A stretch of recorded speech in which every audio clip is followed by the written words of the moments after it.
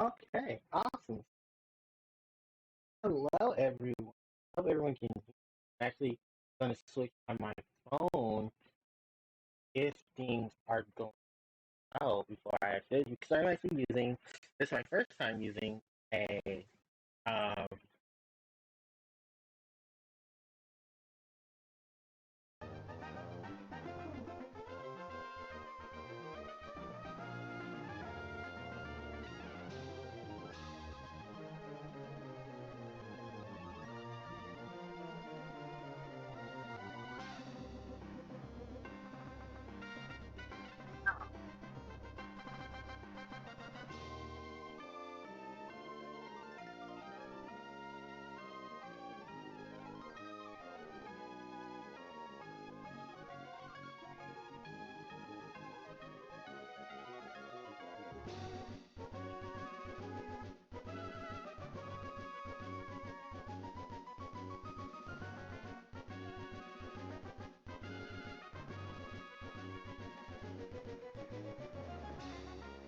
yeah.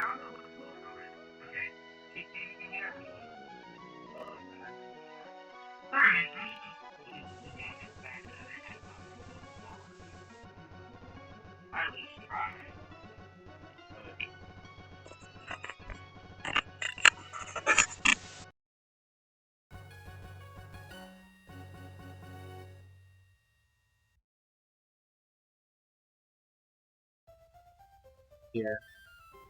Oh, look, it's like, it's not. Hello, everyone. Hey, I'm getting the because we are going to be playing Pokemon Emerald. Uh, yeah, we're going to be doing the post game. So let me switch the background. I can keep Harpie. No, that's good. Harpie.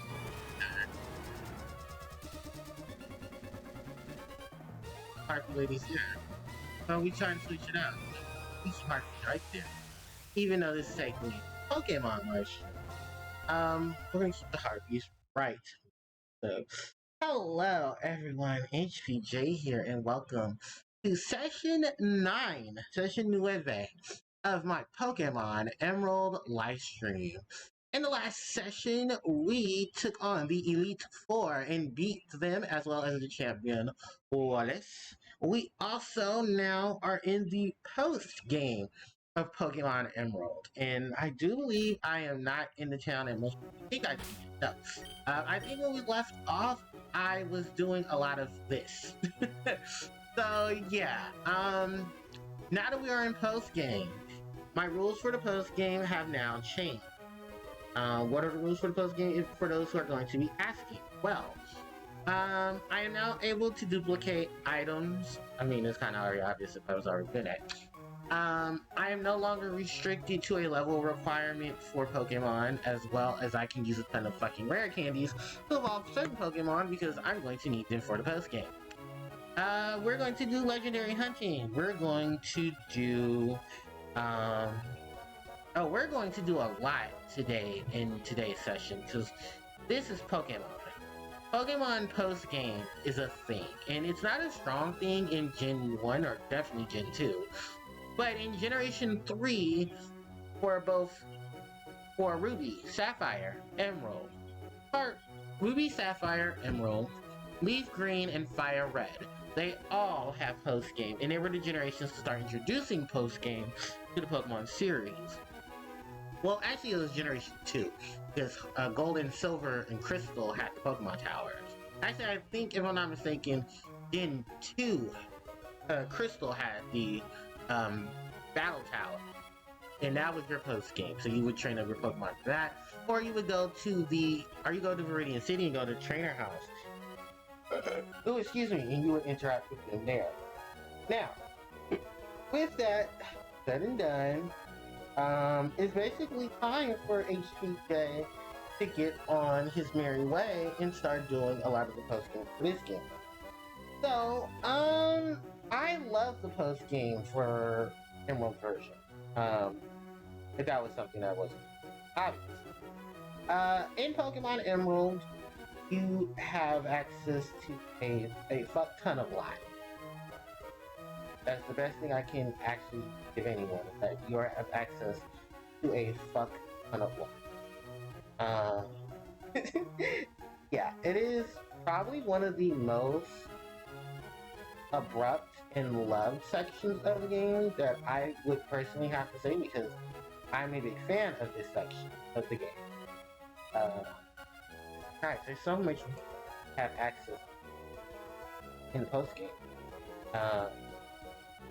that I think for a lot of people, they are probably like, oh, that is the thing. Yeah, that is the thing, guys. That is definitely... Okay, I am ordering me some lunch, because I have not ate lunch yet. And, price. That's a lot of money. I can order it. Yep, do standard. Wonder it's something. Yep, I don't know what that is. Except for certain regions. That is a lot of money.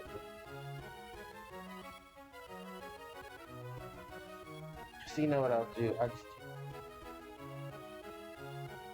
No problem. That's what I want to do. Alright. So I'm ordering my lunch, and most likely a part of my dinner. And we're gonna go ahead and get things started. So if you've already seen, I have Phoebus. Phoebus, ladies and gentlemen, Phoebus is in the team. And I also have Phoebus' evolved form, Milotic, at level 23. So, if you guys don't already know, Milotic and Phoebus are Pokemon that are in Generation 3. They're basically the Gyarados and Magikarp of this generation. Now, when I say that, I mean it like this. Although Magikarp does not have much going on for it, once it evolves into its evolution of Gyarados, it becomes a ferocious beast. They do that here with Milotic. Damn, that tastes good. They did that here with Milotic, and I love the fact that they did that here with Milotic.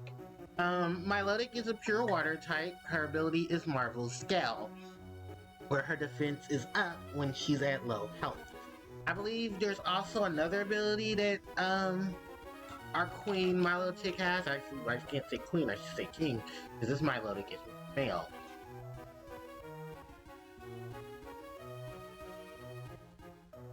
But you get the picture. Yeah, Milotic is a very rare breed of Pokemon when you want to evolve it, because in Generation 3, in Generation 4, the only ways to evolve Milotic is to use the berries.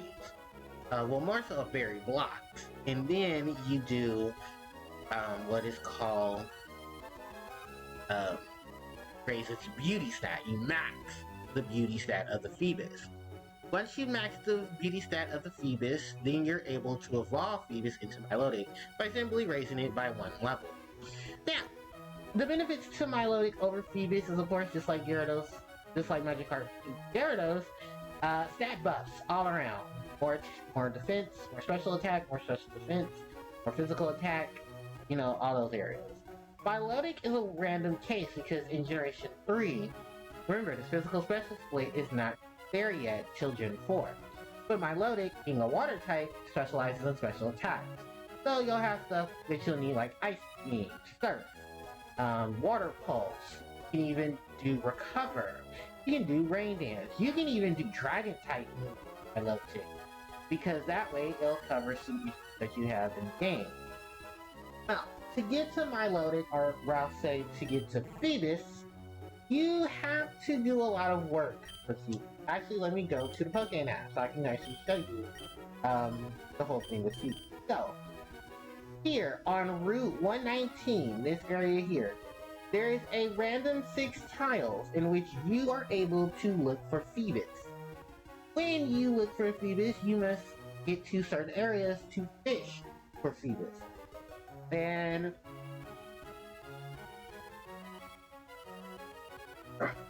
those are randomly generated between Phoebus. You do not know exactly when those areas are going to be, and they change every day. If you're playing this on an actual cartridge for Generation 3, Phoebus is extremely hard to find, but you get at least 6 areas you get at least 6 particular spaces in the water to look for. What I like to do for Phoebus is I like to look at certain areas near areas where you're able to fish on land, and then I fish there. I've never fished for Phoebus in the water exactly until Generation 6, where I actually had to do it because there's a glitch or a trick in Gen 3 that, luckily enough, was not changed. That you can fish under the bridge that leads from the Weather Institute to the other side of Route 119 as you're going to Fortress City. And what you do is you fish under there between the hours of 6 a.m. and 6 p.m. Between those hours, if you fish under the bridge, you'll be able to encounter Phoebus. Sadly enough, sadly enough, in Pokemon Shining Pearl and Brilliant Diamond, there's no legitimate way of helping you out in terms of getting Phoebus in that game. Because yes, Phoebus is in that game. Phoebus and Milotic are in the game. Cynthia, the champion, has a Milotic on her team. And in order to get it in that game, you have to search for one of the 6 random tiles of water in Mount Coronet, in one section of Mount Coronet as you're heading towards Snowpoint City, in order to find the tile that has Phoebus. Once you've done that, most people say fish there till you run out of Pokeballs. Hey TK! And once you've done that, you will be able to get, and then just like Ruby, Sapphire, and Emerald, to evolve Phoebus into Milotic, you need to raise the beauty stat of the Phoebus in order to get it to evolve. And then once you've maxed it out, just like I've maxed out this Phoebus, this Milotic, and I think I started with, and I haven't started with this, but we'll start with this soon, because I want to have a female Milotic as well as a male Milotic. And then I can just have them breed in the Pokemon daycare. But in addition to that, I love Milotic. Milotic is actually one of my second favorite water type Pokemon, because there is so much to Milotic, and I love Phoebus's ugly, quirky design, that when you go from the ugly duckling and you grow into the beautiful swan, you have so much going for yourself. Actually, fun fact, Milotic, Gyarados, and Swanna of Generation 5 were the Pokemon that actually fit that whole, ugly form first, and then beautiful, gorgeous, or strong form once they evolve. If taken to reference in Generation 5,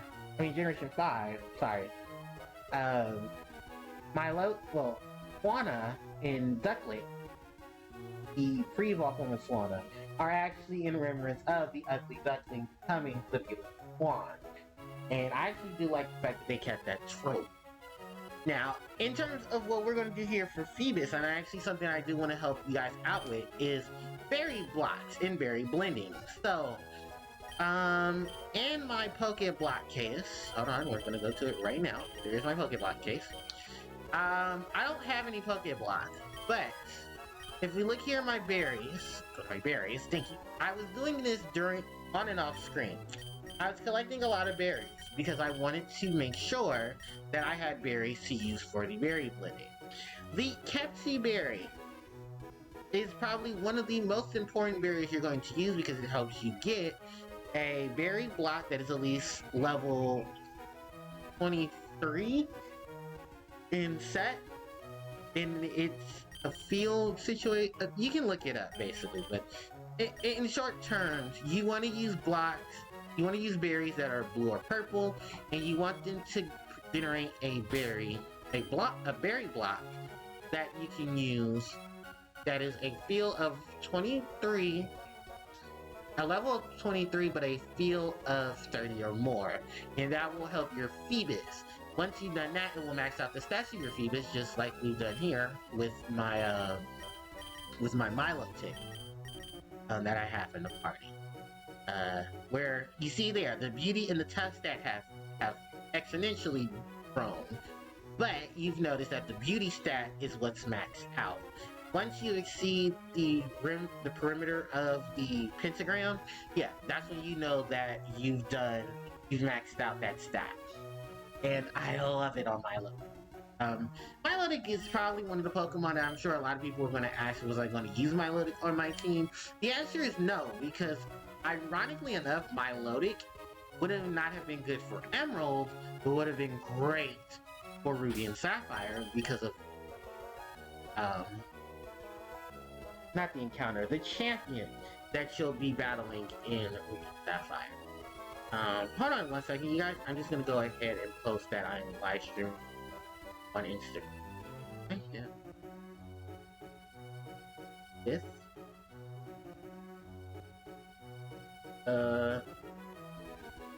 Session 9 of Roll. Okay. Ink and bio and a sword. Oh. There. Okay. Alright. So yeah.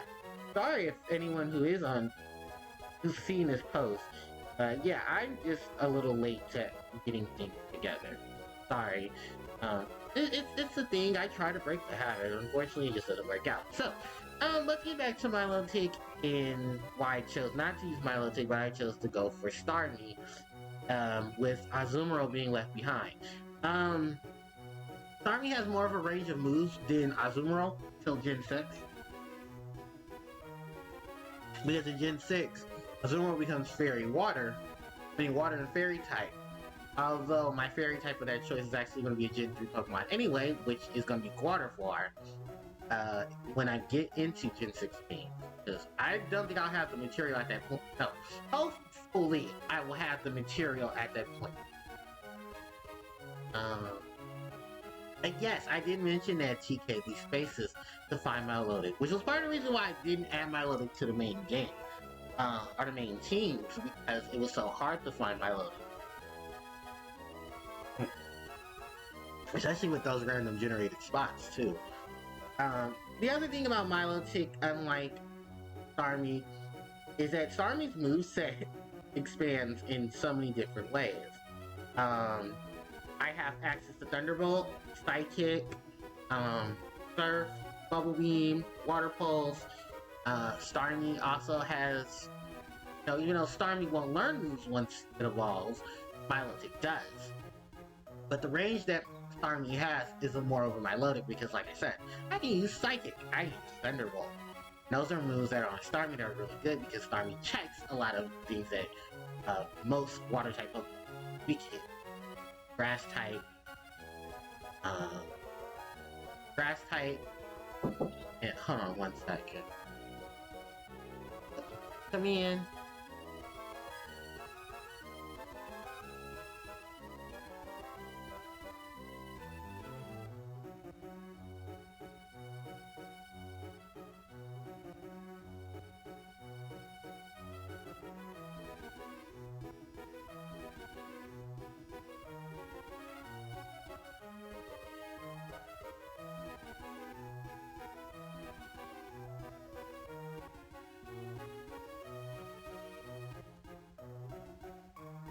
Okay, everybody, I am here. Sorry about that. I was just having a conversation. So, yeah, back to Milotic. Generation 4, I did use a Milotic, but I had to trade for my Milotic. Again, I mentioned that he's never used Milotic in his party. So the moves that it can see. Haven't seen what moves it can learn. Oh, don't worry. I will definitely show off the moves that Milotic can learn. Milotic in Generation 3 only really has access to water, grass, well, water, ice, and dragon moves because it knows Twister, and I believe it can learn Dragon's Breath through Greedy. Or Starmie can learn Thunderbolt, Psychic, Ice Beam, Rapid Spin, Reflect, Light Screen, Cosmic Power, Surf, Water Pulse, Waterfall, Dive. You know, the typical things that water Pokemon can learn, Milotic and Starmie can both learn. Outside of that, Starmie can't learn Dragon moves, but Milotic can. Starmie can learn Electric and Psychic type moves, but unfortunately Milotic can't. And it's okay, because because here's the thing, in Gen 4, I can't get Starmie till post-game. If I'm playing Diamond, Pearl, or Platinum. However, Milotic is in base game. So I can I will take the time to go and look for Milotic, or I'll just have one or two options. Someone can give me action replay, set up the action replay, and I can put in the Milotic, or even the Phoebus, and go from there. Excuse me. Or I can do the hard work myself, or I can trade someone who has a Milotic, or even a Phoebus, as long as it's the right nature. Because nature searching does become a prominent thing in those games at that point, because you want the better stats for that Pokemon that you know that Pokemon specializing. For Milotic, and I looked this up, in Gen 3, Milotic can be good for Modest Nature or Bold Nature. I think the Bold Nature because it has really good defenses. The Modest Nature, of course, is because it's Water type. Water types are special attackers in Gen 3. So, Water type itself is a special stat. So, special setup for Milotic. But Milotic can also play a really good well. That is the order for my food. My food has been picked up and is on. Alright. Back to putting this on Instagram. I'm almost done, so just give me about one more second. I think that's all the tags that I gaming. There. Alright, there we go. So yeah, I'm gonna just go ahead and go through this generation. And I'm so happy to go through Gen 3, guys. So if you're playing Emerald version and you wanted to do the berry blocks, you must come to Lily Cove. In the Lily Cove Pokemon Contest Center, you will encounter these groups of people. The gentleman here to the top, you will find him in Ruby and Sapphire and Omega Ruby and Alpha Sapphire in Verdant Turf Town. These two here, the brother and sister duo, you will find them in not Veilstone City. You will find them in Fall Arbor Town. These three here, you will find them in Slateport City. Then, this one here, you will always find 4 of these, and they will always be located in Lily Cove. I do believe that there will be an additional trainer here, if I'm not mistaken, and you'll be able to interact with them. But you can also find an empty one, and you can interact with it in terms of your friends if you wanted to do wireless connect, friends and family. Yeah, that is something I wanted to make sure you guys knew of in Gen 3 with the locations of stuff. Hold on one second, I'm just putting this on. I'm sorry, I know I'm doing a lot of other things too. I'm not good at the Twitch thing, and I tell people this. Look, I'm doing my best. Work with me. I am. There's nice thing where. Yeah, that is true. They did add more NPC, more trainers. They basically wanted to fix the issue that they had with Ruby and Sapphire, because Ruby and Sapphire, from what I've been learning, the development time between Ruby and Sapphire and Emerald was literally about 3 years, because Fire Red and Leaf Green was actually in between Ruby, Sapphire, and Emerald at the time of their release. And I also want to say that even the 3D games were also starting to come around that time, because I believe Gen 4's makeup, not Gen 4's makeup, Um, Pokemon XD Gale of Darkness didn't come out till around the time Pokemon Emerald came, because it had a lot more of the Johto Pokemon that were not in the game, and also more of Kanto Pokemon. Yeah, if you find the right group, you are definitely going to be able to make the berries. Which is something I wanted to show too, for the stream. Hold on one sec.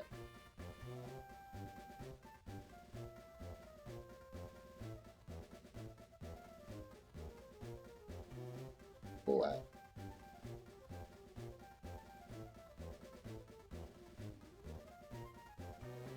Okay. So yeah, okay. So yeah, it is basically just the whole, getting things together situation with Pokemon. And I have to test this. Hold on guys, I'm sorry. Oh, you know what? I forgot you can do the size thing with words on Instagram. This is how you know I don't do a lot of things. Okay. Right there. Already knew.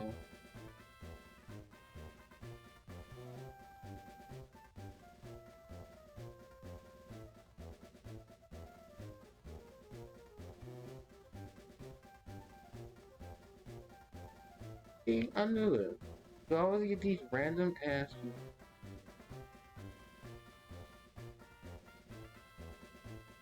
Yeah, okay. Yeah, don't worry, you guys. I will be. Oh, I mean, okay. I will be right back, you guys. I gotta go get my food. My food just showed up. I can leave you guys here with Ruby and Sapphires. I can leave you guys here with the music from Emerald. It'll only take me just a few seconds. Damn, that was fun.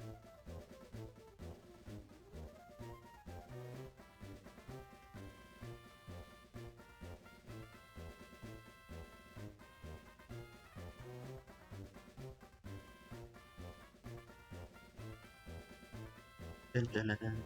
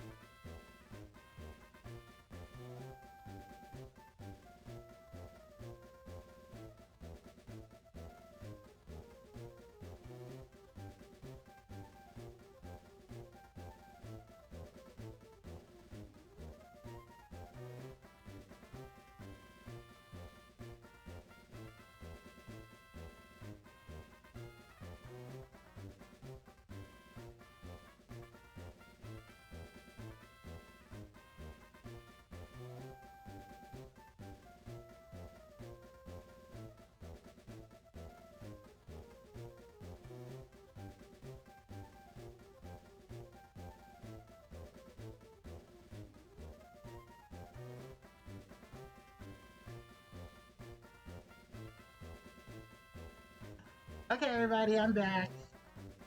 Okay. Uh, Joseph is back. My driver got lost. And he had to come around to the other side. Okay. Okay. I am back. I am back.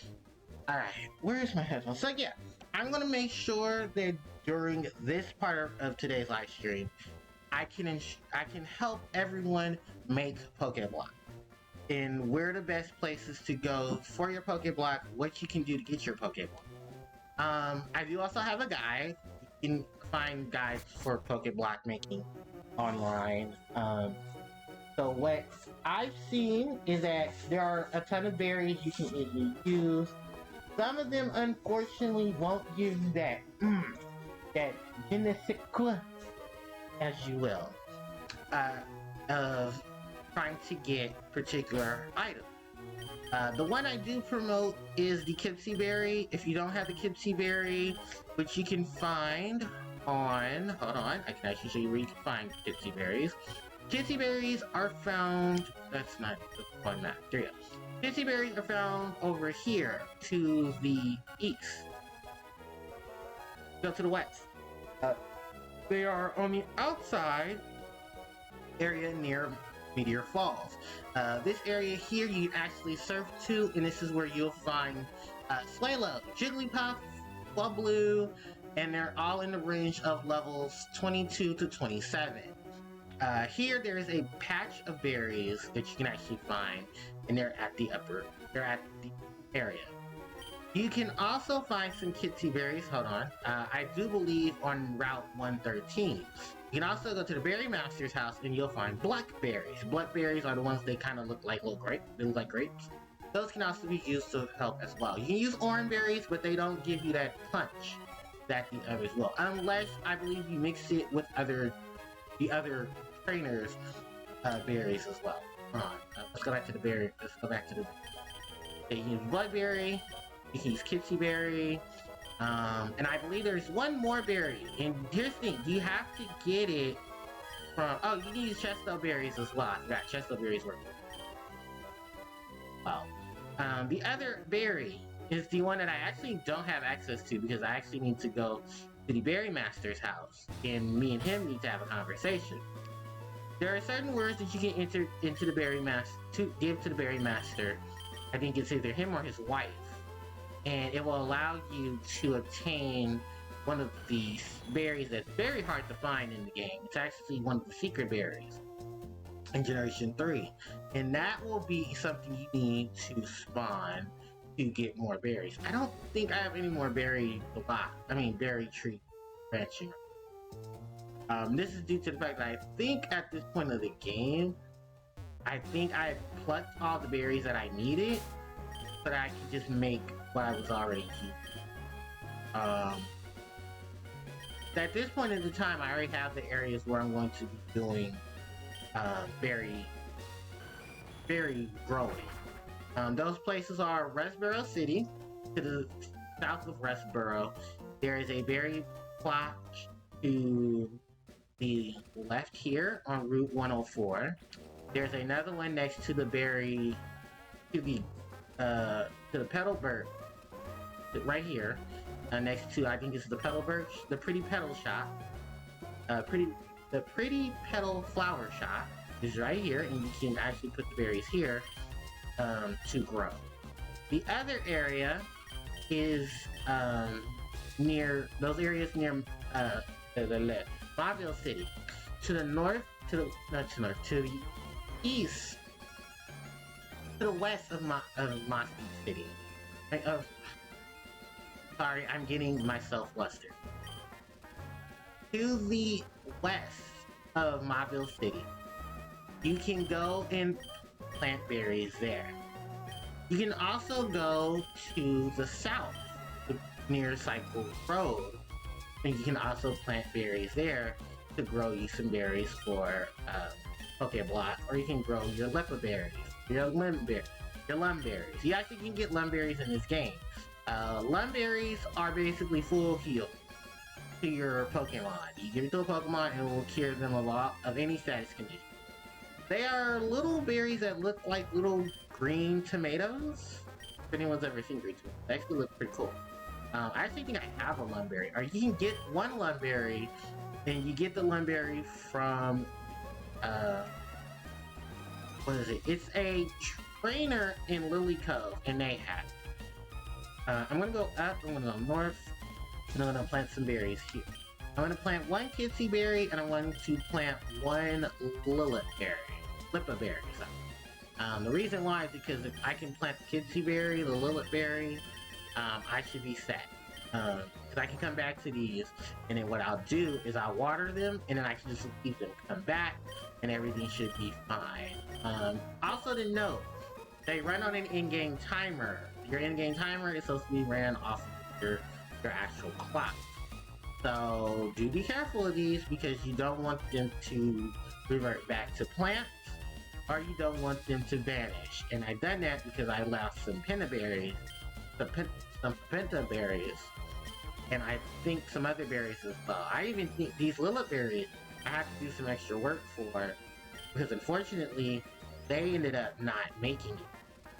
So yeah, you're gonna be doing a lot. Also, while we're in the process of it, because that is a thing, some other things I should note. Once you are in post-game, it will be a lot easier for you to do a lot of the other stuff in the game itself, so that way you can, you know, not have to worry so much later on when it comes. Well, basically, once you hit post-game, you really don't have much to worry about.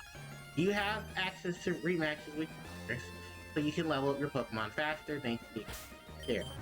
You can also set up your game to where, really, you don't have much to worry about. I'm really not worried about a lot of things in the post game. I'm actually checking right now because I want to see if I had Ice Beam. I know I have Surf. I can give Surf to Violet Chip as a Violet doesn't like Surf, but it does it now. I can go buy Ice Beam. That'll give coverage against Flying and Ice type. And then it learns Dragon Breath, I believe, or Twister through level up. So that's another thing I don't have to worry about.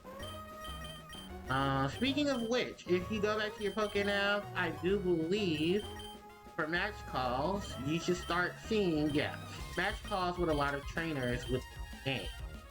So, another thing to note, gym leaders will start having rematch calls with you as well. Some of them may call you like some trainers do in Pokemon Heart Gold and Silver, which I think takes the idea. The others is that because of how the game is, you'll have rematches with gym leaders. You can rematch gym leaders, and they will have their own sets of Pokemon, or improvements to their Pokemon team. That's something I definitely wanted you guys to know. I have no interest in the battle tents, so I'm just gonna get that out this to everyone right now. Don't expect me to do battle tents because I have no interest in the battle tent. If you are interested in the battle tents, basically they're mocks of the Pokemon Battle Frontier, which is introduced in this game. The Battle Frontier is is located in a remote island. You can only access it either flying, or you can access it via the ships, because we'll be doing the ship battles as well. There's a lot of post-game stuff for Ruby, Sapphire, and Emerald. And luckily enough, Emerald has the most content for Gen 3, next to Fire Red and Leaf Green. When Ruby and Sapphire were coming around, unfortunately for fans of Ruby and Sapphire, a lot of your post-game is not good. It's like, if you didn't do the legendaries, well, there you go. And that's it, really. So everybody knows there's no legitimate post-game for Ruby and Sapphire exactly. I kinda wish there was. I know, Omega Ruby and Alpha Sapphire fixed it to try to improve a lot of what happened with Gen 3, but it's actually Gen 6. So. Let's see. Now this Phoebus I'm gonna put it in the back burner. Gonna move Vileplume to the front.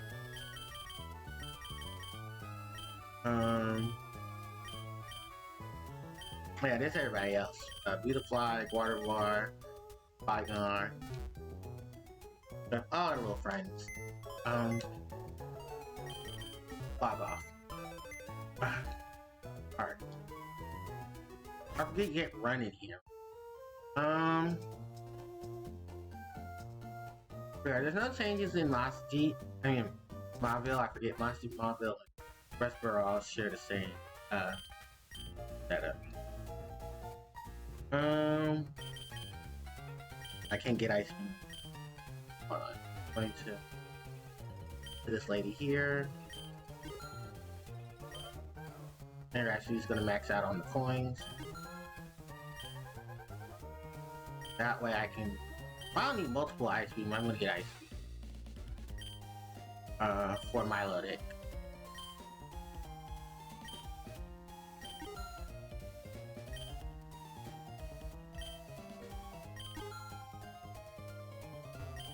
Why I'm more than enough for ice beam. Get ice beam. Another time. And more fun.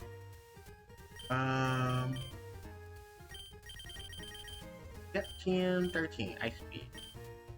Actually what I'm gonna do is I'm gonna go ahead and spend some more coins just so that way I can have access to ice beam. I know I can emulate it and just, you know, duplicate items.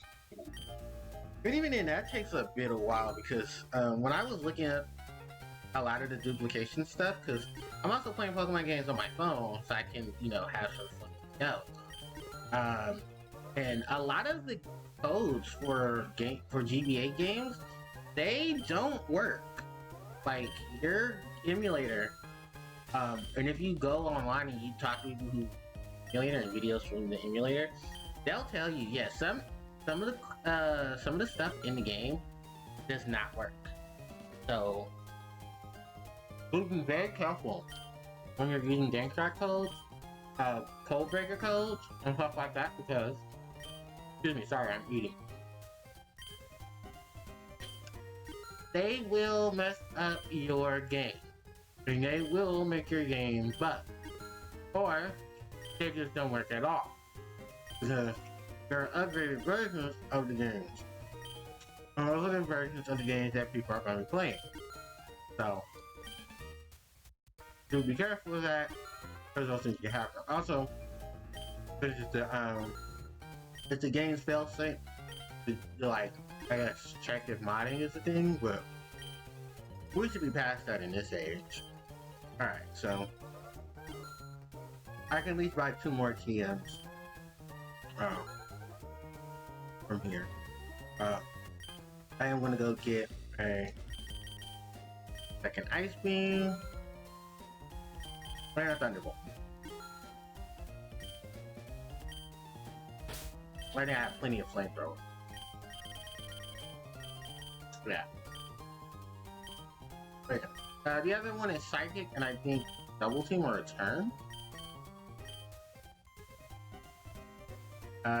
Yeah, double team, psychic, thunderbolt, no, flamethrower, thunderbolt, ice beam. And I think these are probably the best ways you can get Torchic Doll, Liquid Doll, and Trico Doll. I think I have those already. Because she gives you a doll based off of your starter. One of these NPCs here give you a doll based on your starter. Wait, Torchic. And then you can buy Trico and Mudkip. Now the only ones I think you can't get are Locap, because you get Shigot in this one from Lynette. Or is it Babe? I think it's Lynette. Because she's your Pokemon researcher. Here's your build of this area. Okay, so let's see.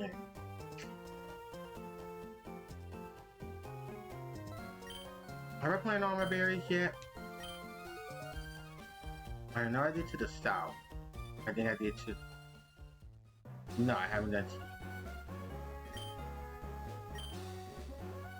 We're gonna put some berries out too. Actually, none of these, because all the ones that I do need, they're already growing, so. Alright. I think at this point, oh, you know what we can do? Let's fly north. And Lava Ridge, and I do believe. Well, let me make sure I have the right bike too.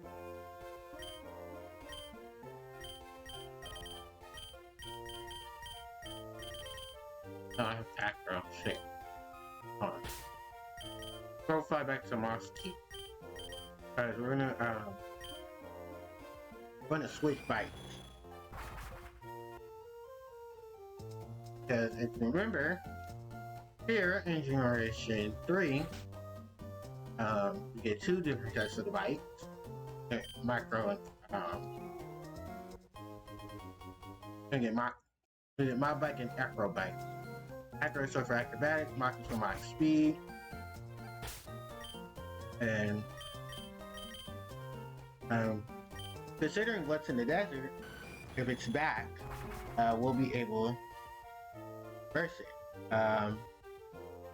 Which I'm hoping is here, because I would love to have more fossils. Yeah, the other fossil that you did not choose at the start of the game, the Mirage Tower, if I'm not mistaken, can reappear, and you can actually go get the other fossil. I don't think it's here. Oh yeah, Milotic is one of those rare cases where if Milotic comes out, it will have a blue glow to it. I believe all the starters and more do. Okay, so it's not here. I wonder if we go to Fall Arbor Town, will we encounter the I don't want that. That's what I'm looking like too.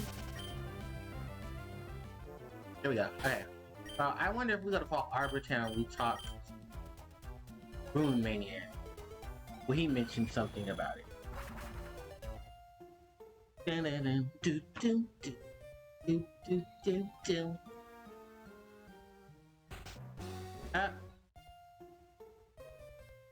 Ooh.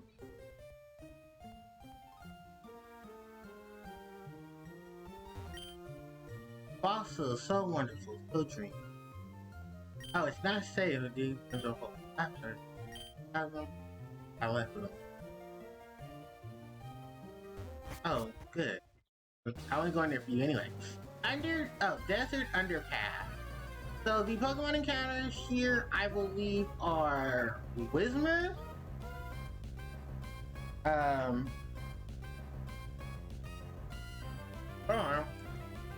We're gonna look for shark. Yeah. Access to the internet. Desert Underpass.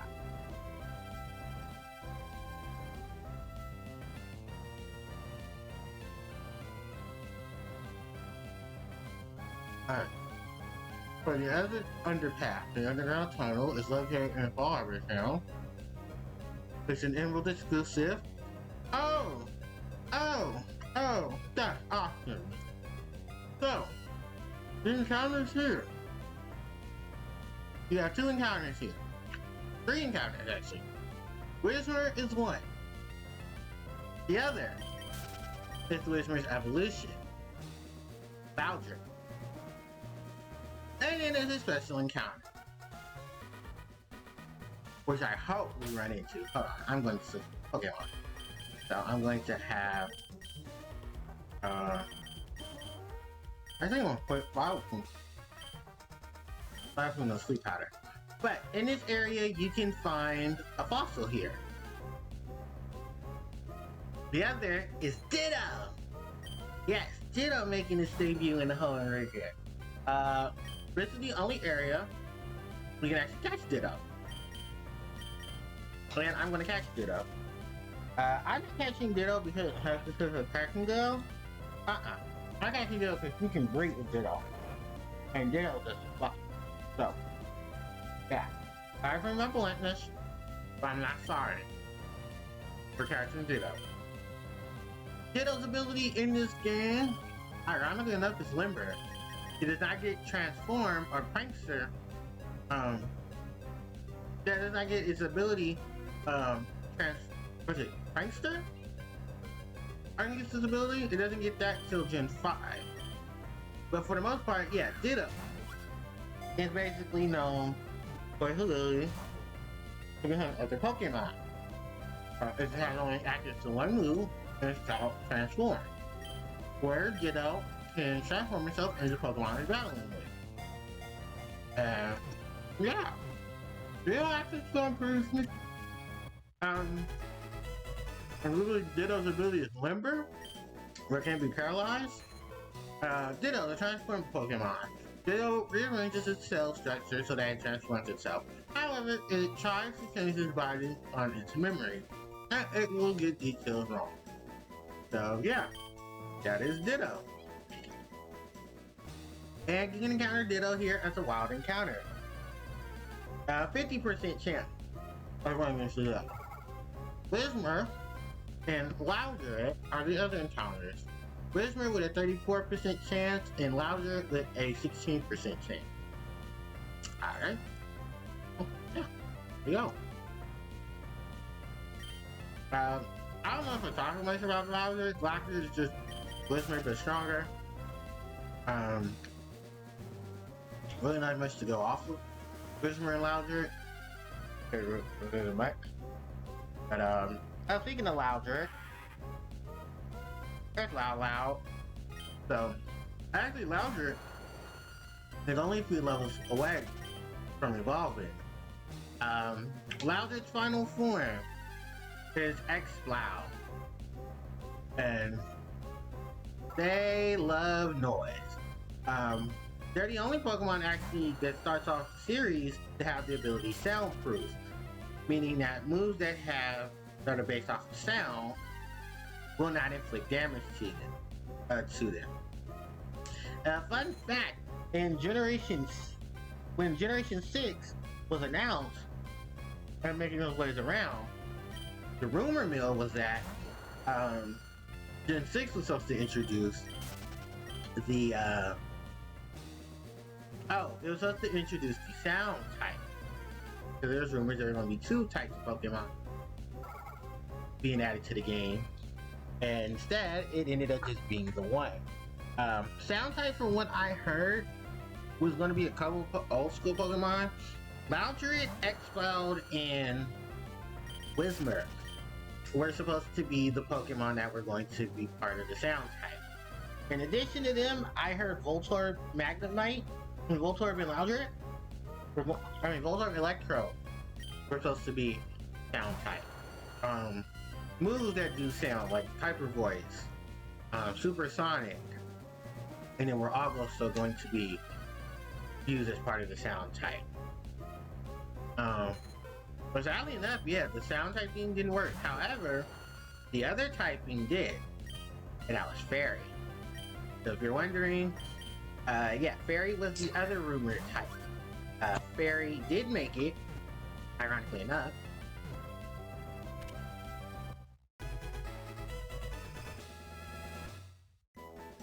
As Fairy ended up being the type a lot of people were happy about, because Fairy did something that, ironically enough, the 2 types that came previously before it, Steel and Dark, did not do. Now I was checking the type and making the other types that it's weak to actually be more prevalent setup. So Generation 6 introduced Fairy. The Fairy type, as we all know, is strong, is a weakness of Dragon, who Dragon-type Pokemon's attacks are immune to. Is immune to Dragon. Then there's the factor that, oh, by the way, here's the other fossil. So yeah, when you got the root fossil or pearl fossil, you're able to come here and you're able to retrieve the other fossil. You are actually right above, right under the desert. I don't believe there's any items in this area. I'm looking at the map now and there's no items. There's just Pokemon. And in the claw fossil or the root fossil. So whichever one you didn't pick, the other one, that one, and then the one you did pick, that will be the one that you'll pick from Mirage Tower. Yeah, hey Ditto. And this is all post game. You cannot do this during the main game. And I do believe the room where the Fossil Maniac was did change from Ruby and Sapphire. Because in Ruby and Sapphire, oh, there goes Ditto's transform. In Ruby and Sapphire, you were unable to get past that. When you talk to the Ruined Maniac, he tells you that he's big to dig through holes and find treasure underground.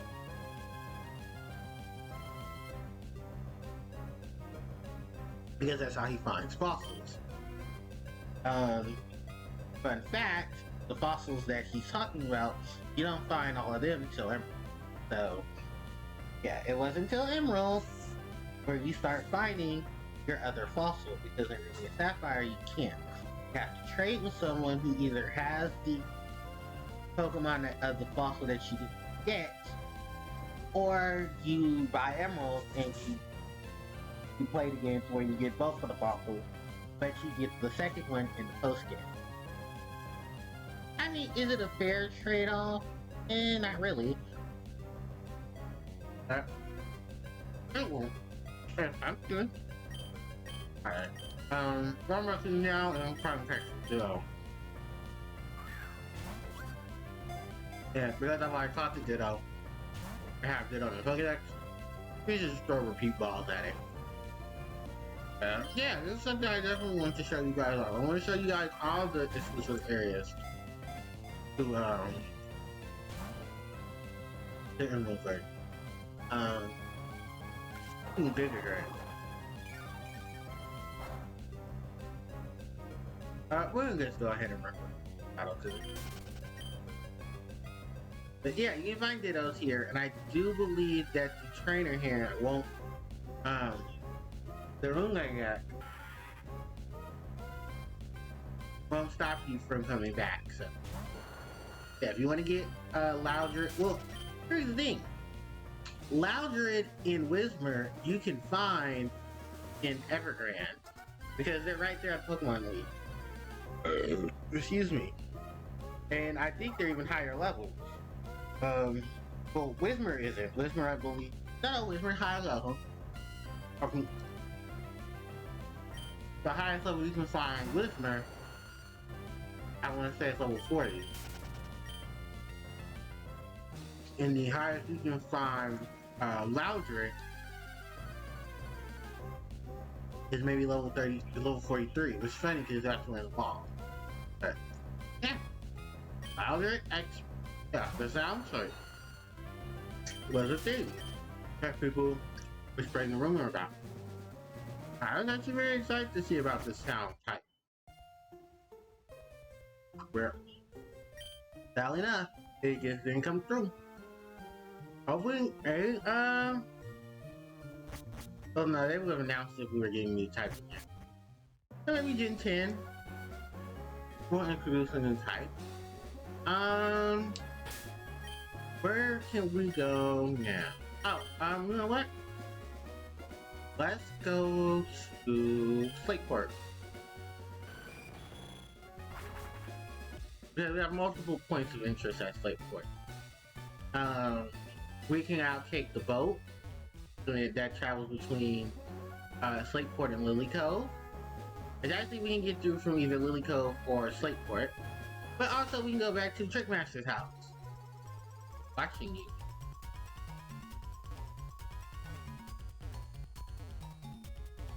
Oh, I believe this is our last encounter with the Trick Master.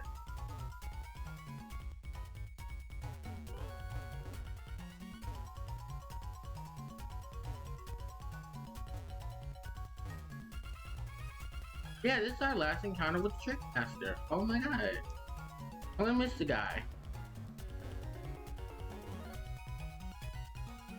Where is the bastard?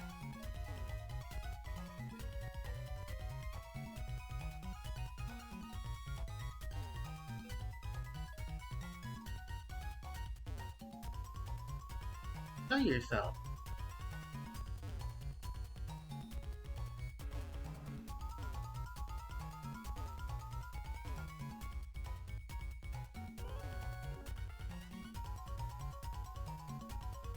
Oh, it's a little bit incorrect.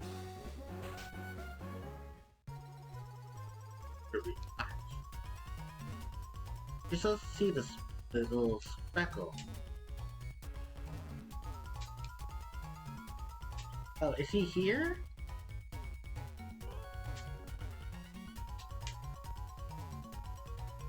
Pressing A? Oh. Oh, was I pressing B? Alright, well, yeah, this is the final Trick Masters challenge. This one I believe is supposed to be based off of the slide puzzle.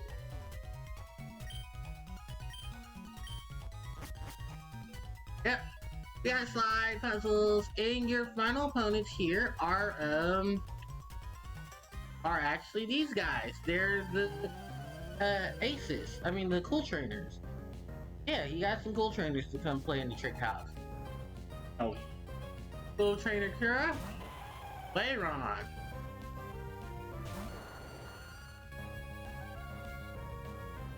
Let's get the Trick Master's house done.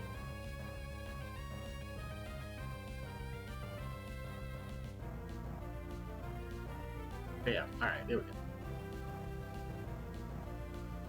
I think this is the final puzzle.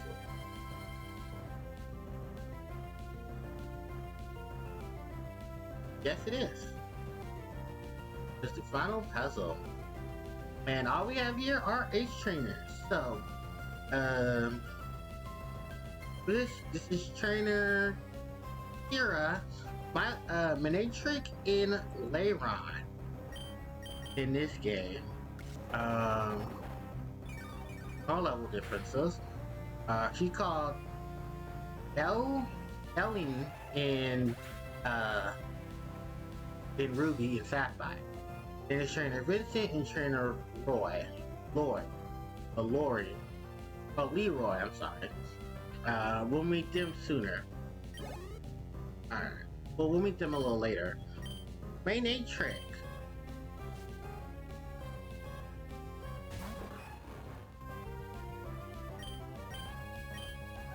Ground type. So I'm gonna just hit you with Battle Dance. One thing. I thought that was Connor. I was about to say. I didn't have Connor post game. Alright, but yeah, that is Kira, the last of the school trainers we'll face in the Trick Master house, and the last female trainer we'll face in the Trick house. That isn't right. I can't. Alright, what you did, sweetie. But you gave it your best shot. Alright, so we found the scroll. We're gonna memorize the scroll. And then we're gonna go back to going through Trick House. So yeah, it's a slide puzzle. There's no differences between this one and Ruby and Sapphire, so we're lucky. This is the bead mail. Right here.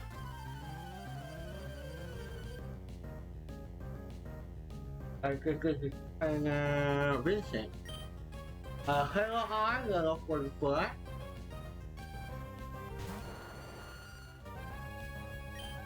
Wait, Sableye doesn't have a weakness till Gen 6. It's gonna be very hard to deal with Sableye. I guess that's my best bet is to tell you to force it. Medicham. We can send out Cyber Harpie so she can take on the Meta Champ. Oh, and are we now introduced to Meta Champ? Yeah, this is Meta Champ. Level 44 Psychic Fighting type.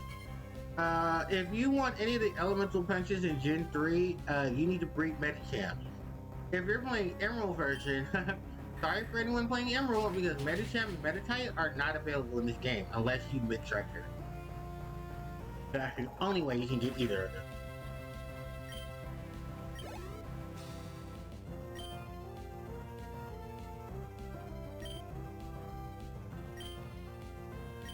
Foolish Harpedo. Yeah, we have not seen Medicham. I don't think any trainer we faced at this point in time has had Medicham. Or I think I might have missed the black belt that had Medicham on his team. Because I wasn't doing all that stuff in the middle of the damn water.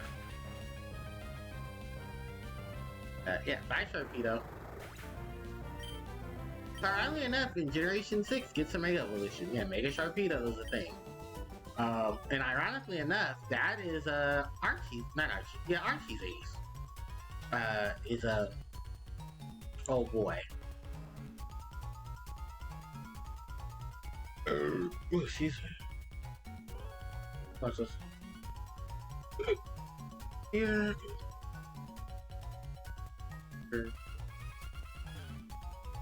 I'm trying to get built up.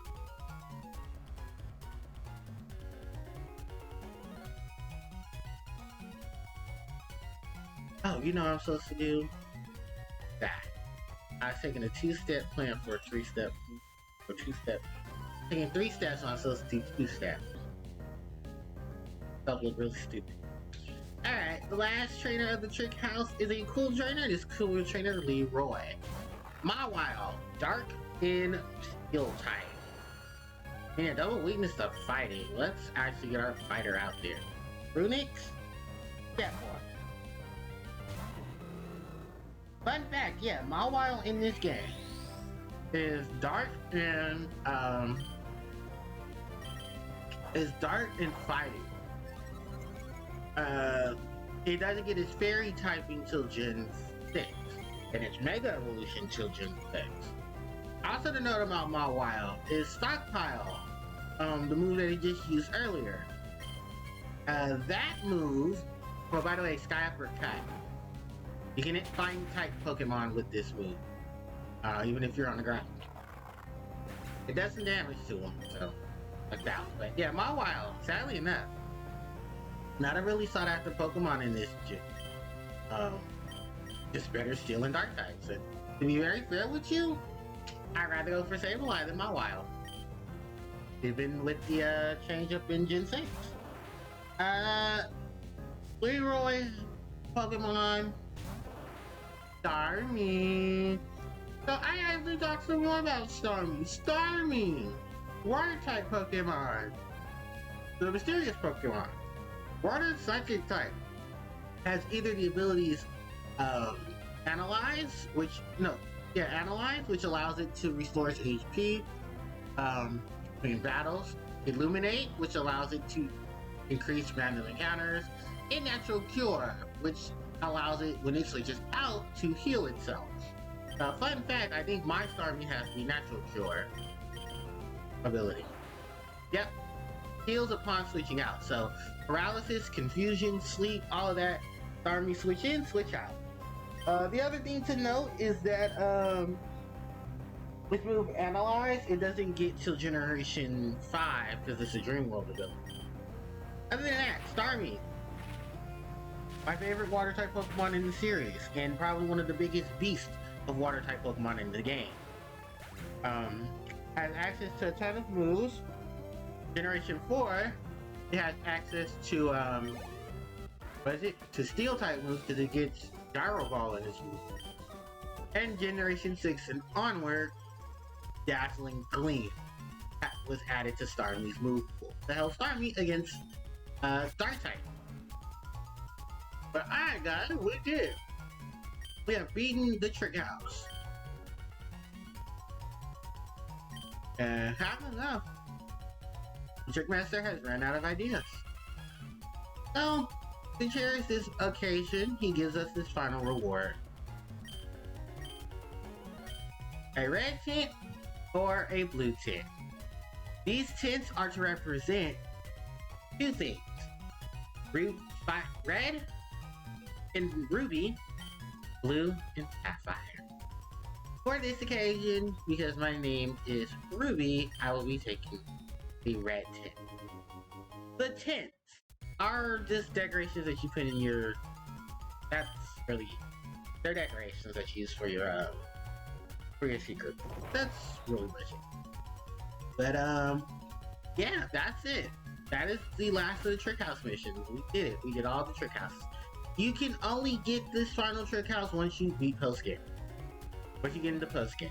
There's no access to this during the main game. You have to beat the Elite Four and become champion. Beat the Elite Four, beat the champion, and become champion. Then when you walk in, there's a note affixed on the scroll. I am leaving on a journey. Don't look for me. Trick Master. Yeah, that was the final puzzle for the Trick Master. And with that said, that was the last of the Trick Master challenges. In Omega Ruby and Alpha Sapphire, they skip over one challenge. There's only 7. In Ruby, Sapphire, and Emerald, there is 8. If you want to know which one of the puzzles was skipped, I can tell you now. It is puzzle 7. There is no official Ruby. There's no official Omega Ruby or Alpha Sapphire variant of Challenge 7. Now, you're probably gonna ask the question, well, why didn't they make one? Actually, there isn't any after Challenge 6. So, why? We have no idea. We really don't. But we may have an instant of, oh, maybe they just didn't come up with anything to fit the modern set. However, that shouldn't be possible because Room 7 is based off of the gym in Moss Deep. It's Moss Deep's gym setup for both Ruby, Sapphire, and Emerald. And fun fact, in Emerald version, they use the exact same thing and setup and makeup for the Moss Deep gym variant in Emerald, where you do the move the blocks and stuff to get to the double battles. So, I don't know. Oh, Limber is the ability that I was thinking of. Limber prevents paralysis. So it makes, actually, where are we gonna put Ditto? Hey, easy going guy, long time no see. Welcome to my live stream of Pokemon Emerald. You have my amulet coin. Ah, I was wondering where my amulet coin was. It's on my water wire. How was I using? But yeah, easy how-to guy. Welcome back. I am in post game of Pokemon Emerald version. Right now, I just finished the Trick House, where I was going up against the last bit of things for the Trick Master. Right now, as I'm waiting for berries to be grown, I forget what other areas we can go to. I think I've been to most of the areas now. Tree, I've been to. Oh, are we really gonna do? Oh no, you know what? I just thought about it. I gotta go back to. Maybe go back to Slateport. Well, actually, what I'm going to do is get access to the big part of post game for Emerald version. And actually, Ruby and Sapphire, if you want to count them too, but Ruby and Sapphire don't have this detailed addition to. So, Captain Stern told you that the boats are ready. Yep, the SS title. He could not be any happier. And yeah, so the SS title will allow you to go from Slateport City to Lily Cove or it can take you to a very special place. We flash our ticket, and they'll ask us where we want to go. Well, first we're gonna go ahead and go to Lily Cove. The reason why we're going to Lily Cove is because we're gonna start accessing some battles that you're only accessible. Oh, this hi Ruby. Something came up, so I have to disembark. But I'm glad to see you here. Congratulations, League Champion. There's a place I'd like to invite you. Yeah, like to invite someone like you. It's called the Battle Frontier. Where's the place? You'll understand when you see it. I spoke with the ship's captain about this, so the next time you take the ferry, you'll be able to sail to the Battle Frontier. Okay, Ruby, I'll be waiting for you there at the Battle Frontier. So, the Battle Frontier is... yeah, so, we cannot leave the ship, unfortunately.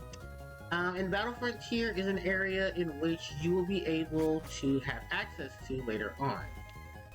Here in the ship, the SS Title, we do have some trainer battles we can indulge in. Funny enough, I'm looking through all these baskets and here. Oh, there we go. Leftovers! This is your one chance to get the item Leftovers. Leftovers recover some of your HP every turn. And by the way, those are the rare candies I was using earlier, but don't pay attention to them. Anyway, we're gonna give the Leftovers to Skarmer. Well, actually, we can give Leftovers to my little tick. But no, we're gonna leave the Leftovers to Skarmory. So, Leftovers can give you back your HP.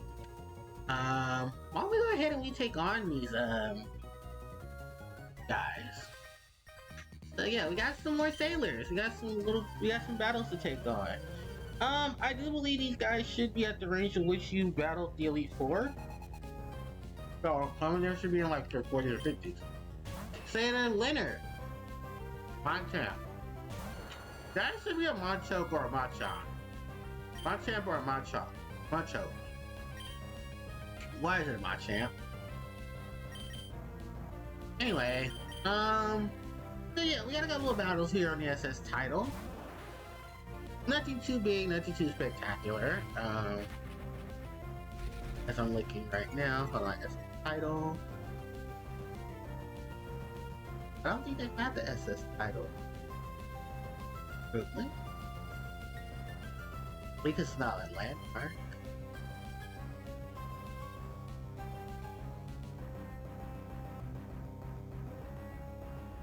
Yeah.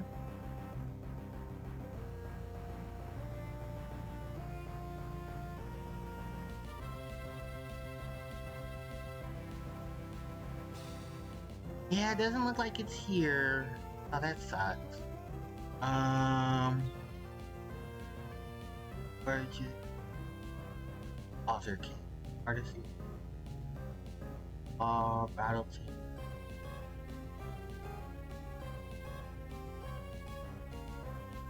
Oh no, it's not here.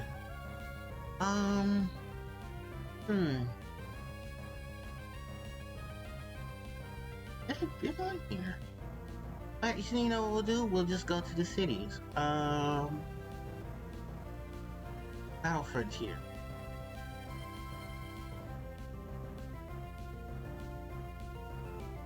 Oh, there we go. SS Type.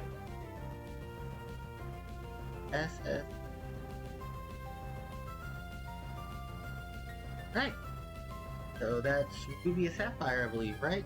Sapphire and Emerald. Also, do they all share the same ones?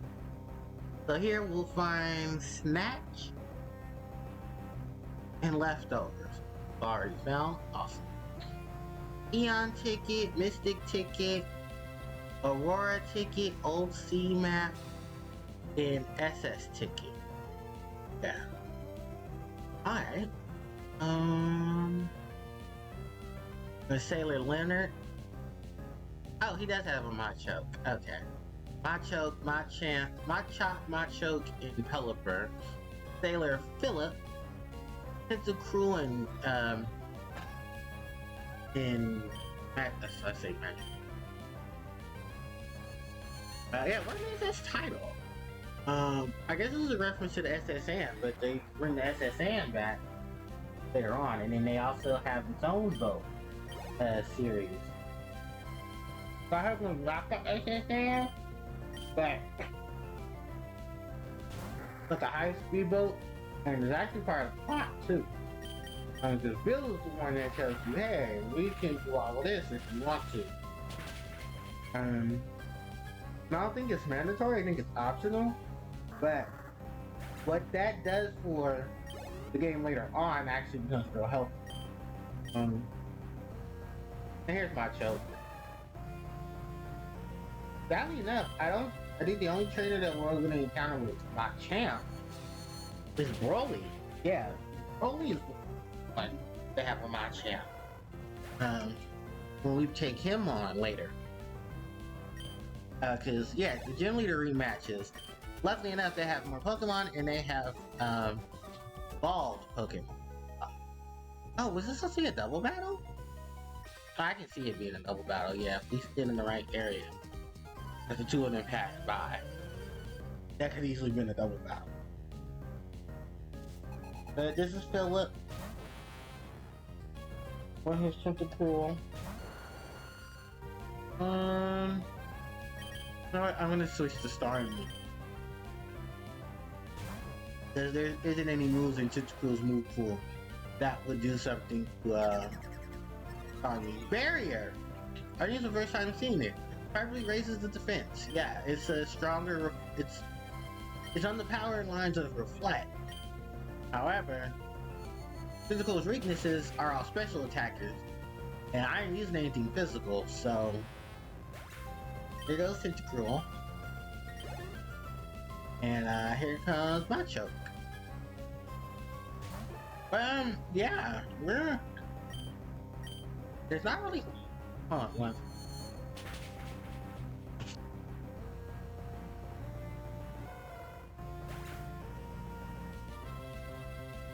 Okay. So yeah, post game for Emerald, Ruby, and Sapphire. Emerald got the better end of this thing. Because they got all the good stuff. You can get all 3 legendaries of the region. But they're at level 70 and higher. So do be careful of that. Also, we got a battle frontier. Hey, that's Mr. Briny! Oh, what, Ruby, they made an honorary captain. I was made honorary captain of the SS title. Call me Captain Briny now. You know, I once retired before, but when I saw this magnificent ship, let me just say I startled my sleeping soul as a sailor. Oh, that's nice to know. And hi, Pico. That's Mr. Briny's Wingull. Alright. Okay, TK, thank you so much for coming. I will see you next time I stream. Enjoy the rest of your morning? Question mark? I think it should be morning for you guys. Right here now, guys, as we say goodbye to TK, it's 2 a.m. Oh god. Yeah, it's morning for you guys. But yeah, go ahead, get you some sleep, get you some rest. And enjoy your day. Enjoy your Monday, because we won't have Monday for a minute. So as you guys see here, we are in the where are we at? We're in the rooms of the SS title. You can run into trainers here. These trainers are optional. You don't have to actually battle them, but they can give you some money. I don't know if you can rematch them later on. That'd be cool if you could. But yeah, they're here. Oh, and you should be able to rematch them. If not, well, hey, look, there's money here. Oh, I wish I had my amulet coin. What I'm trying to do is find our room. I think we're cabin 1.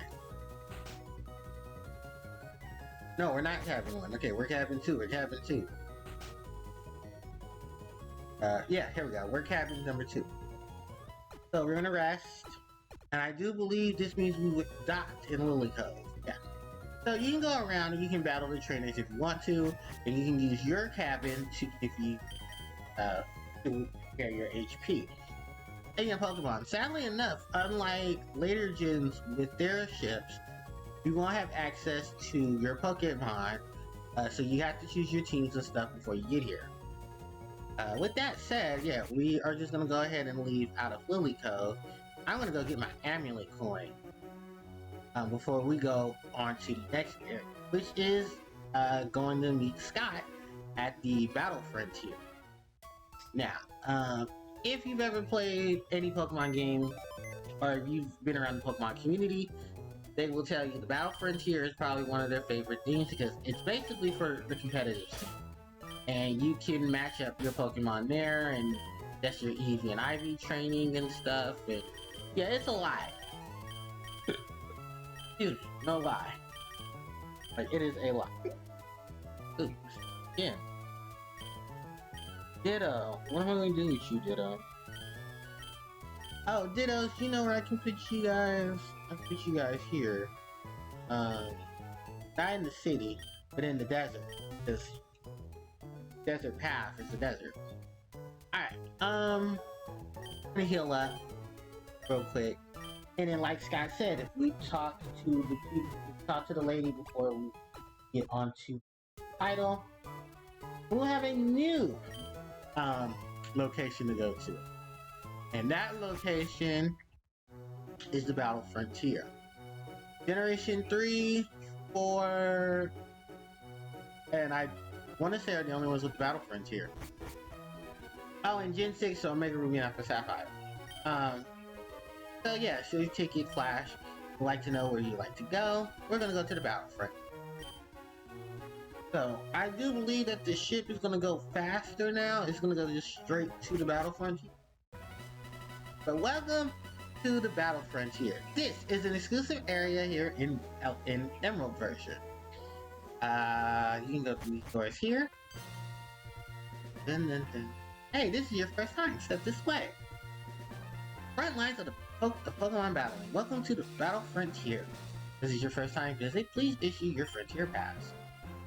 For this, use all of the facilities in the Battlefront. Here you go. So we got the Frontier Pass. This will allow us to go and access all of the battle areas in the Frontier Zone.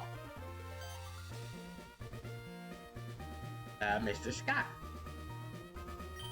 So yeah, Scott is the one that will make sure of your travels here in Battle Frontier. So these guys, we'll tell you about everything that goes on in the Battle Frontier. Symbols. So there are 7 battle facilities in the Battle Frontier. Trainers who gain recognition from their abilities are rewarded with the symbols of each of the abilities. To earn the symbols, the trainers must need to defeat other trainers in a row. Then they may win events repeatedly. It's certainly not easy to win this symbol. I wish you the best of luck. Records. It's possible to record one of your Frontier Pass, the recorded battle that you've had with a friend or friends, or other battles within the battle facilities. The Battle Pike or the Battle matches for the Battle Pike and Battle Pyramid are excluded in recording matches at the end of the battle. And in the battle points, the BP, you are awarded these when the trainer does outstandingly well at a battle Frontier. You may trade points for prizes at the exchange service counter. Oh, that is pretty much it. And I do believe he says the same thing. Oh, just the basic rules if you'd like to know. The 2 styles, open level, Pokemon typing number, held items and stuff like that. So basically here in the Battle Frontier, you can't use items from your bag. You can give items to your Pokemon so that they can hold them. Most of your Pokemon battles need to at least be level 50. I do believe in Emerald version, they gave you access to setting the levels to 50. Ruby and Sapphire did not. You have to choose different things to be part of that. This is the Battle Factory. Seek out the toughest Pokemon. So yeah, the 7 facilities here. We have the Battle Factory, the Battle Pike, the Battle Pyramid, the Battle Tower, Um, what is here actually? I think this is one of the BP shops, right? I was wondering your area of trainers today. I think this is the rest area. Right, and I'll make money. I need to take a breather after some of these intense battles, but not even now. If I take a break, I'll pop my strategy. Yeah, I forget there are rest houses here. I think they're just the way to talk to the trainers. For 17 years, I have raised Pokemon and I person legend stop reading. Let's see. Abilities. Pokemon. Oh, he's the one that looks at your IVs and EVs of your Pokemon. I think he's also the one that helps you determine items subscribers having better than average stats. That usually should say its speed. Other stats are outstanding. I call it. So yeah, that is the guy who will help you with your EV and IV training. I believe more so your IV training. He will tell you where your Pokemon stand on their trace. He said my speed was one of the ones that stand out most. So that means that my Starmie has a setup in high speed. There's a Pokemon Center here, of course. Restore your Pokemon here. Which isn't that a need to do because ironically enough, all the facilities will heal your Pokemon after. In some facilities, you won't even need your Pokemon, they'll give you other Pokemon. There's someone here using a Pokemon I've never seen before. I never learned about it in trench school at all. I wonder where they can catch Pokemon like that. I'm going to go through every challenge with just this baby. I believe that's a Skitty, right? Yeah, good luck, sweetie. You there. Next stop is the Battle Arena. I better get right Pokemon from storage. So yeah, there are PC storages all over when you go through the Battle Frontier. The Pokemart here in the Battle Frontier, what do they offer? They offer Ultra Balls, Hyper Potions, Max Potions, Full Restores, Full Heals, Revives, Max Repels, Proteins, Calciums, Irons, Zincs, Carbs, and HP Ups. So all the stuff that you basically need for your regular journey, and all the stuff you need to help with your post-game.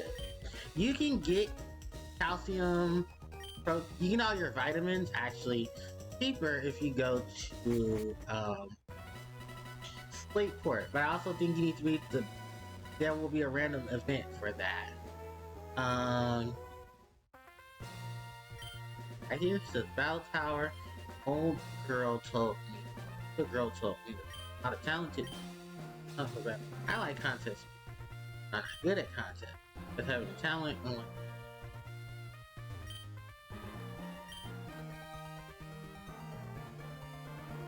Okay, that calls the 7 social that run the 7 facilities here. You know about the Frontier Brains. Oh yeah, so this is also the introduction of the Frontier Brains. There are 7 of them. If you've watched Pokemon the anime, Ash took on those 7. And each of them actually specialize in different things. Like there's, like we're gonna see it because we're gonna run around into the battle area, the battle frontier. I'm just trying to, I don't know. And talk to her. She says, "Tell Pokemon, can I see one of your Pokemon?" Sure. One says, this one says it looks after itself. It says it's worried about itself whether or not. There's a lot of ouchies. Oh, okay.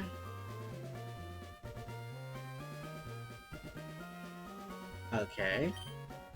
I guess she just, I have no idea what that does, but it might be something for like, additional thing. Going this way, I believe this is the Battle Palace.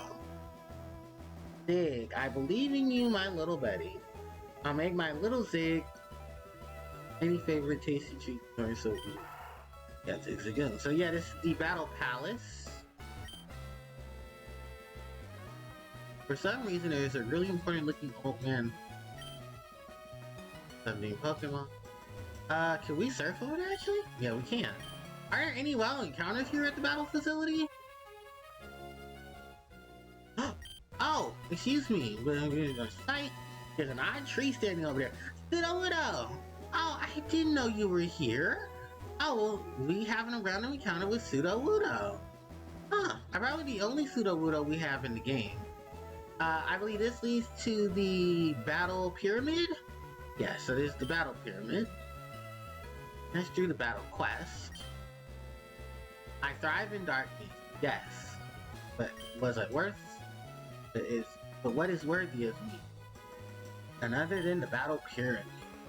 Wait, say you wandering in the darkness in utter total desperation? Hey, that was the Battle Pyramid. This is a ranking hall. Yeah, okay. Here. Oh yeah, this is the ranking hall. You can find out how you rank in terms of different facilities. Here, this is the point exchange surface. You can exchange for your battle points.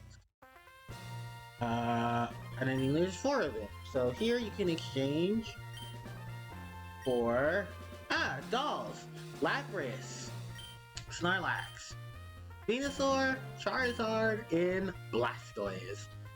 Jesus, you need a lot of BP for them. But yeah, you have the fully evolved Kanto starters. You have Snorlax, and you have Lapras, which are exclusive to Emerald version. If you talk to this lady up here, I believe you can exchange battle point for posters. We have a poster with Smoochum. We have the Kiss cushion, which is a cushion for Smoochum herself. We have Smoochum doll, Togepi, Meowth, Clefairy, Ditto, Cyndaquil, Tigrita, and Totodile. These are all of the Johto starter Pokemon.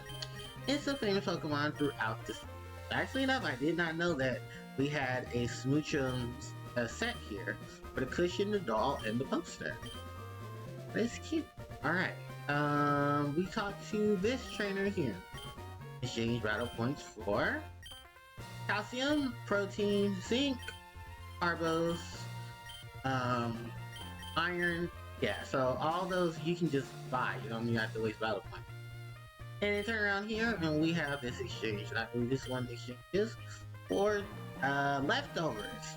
White Herb, Quick Claw, Pencil Herb, Bright Powder, Choice Band, King's Rock, Focus Band, and Scope Lens. Scope Lens allows you to raise the critical hit rate of your Pokemon. The Focus Band prevents your Pokemon from fading, leaving them 1 HP. The King's Rock will cause flinch when you hit the foe. The Choice Band allows you to raise the power of your moves, but you can only use that one move. Basically, this raises the physical stats of your Pokemon, but you're locked into the move that you use while using it. The Bright Powder has the ability to reduce the accuracy of your opponent.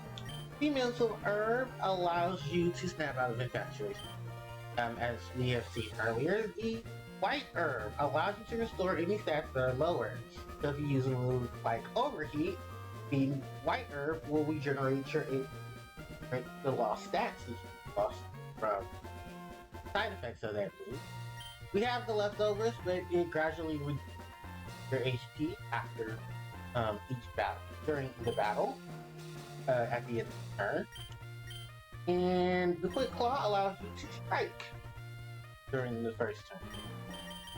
So yeah, those are all the things. And I don't know if the battle facility, there's another part. I think this is the only one that does the exchange points.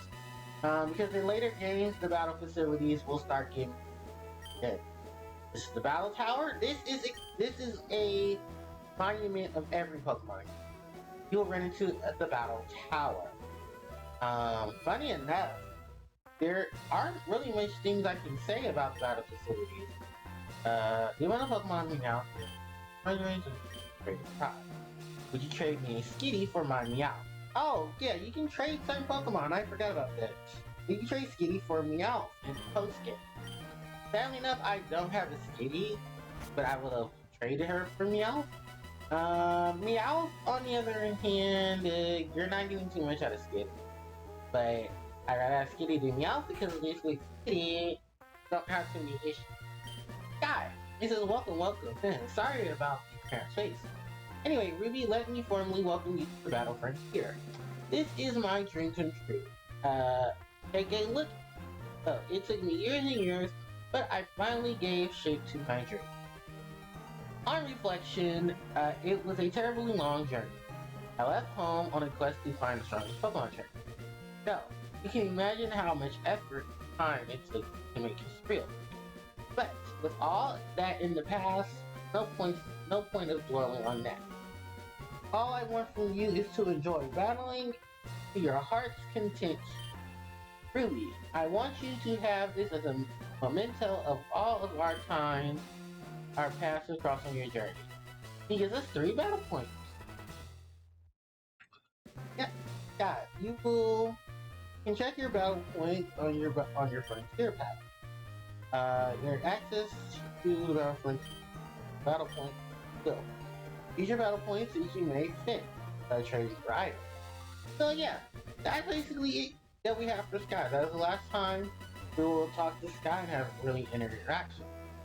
But yeah, walking around here, we have all the different battle facilities. This is the Battle Dome, where superstars are born. There is the battle,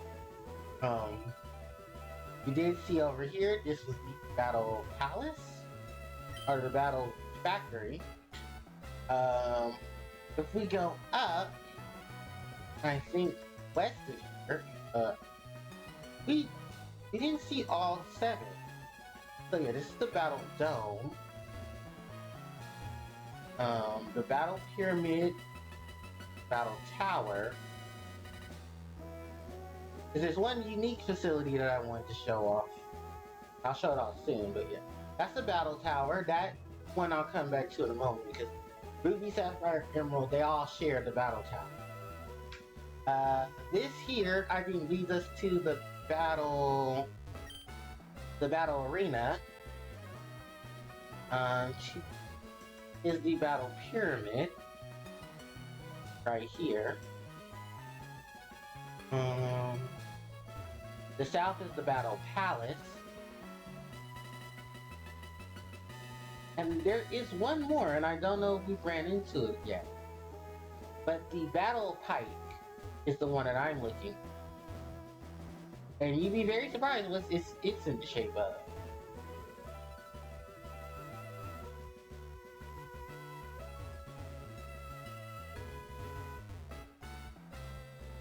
Now, where is the battle? Hold on.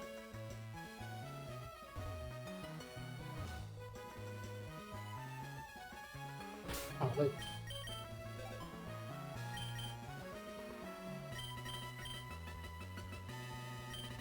Oh, damn it. That's right. The battle frontier does not have an actual map.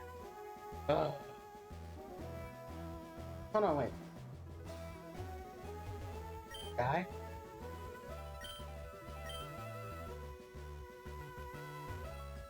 Okay. Here is the battle pipe.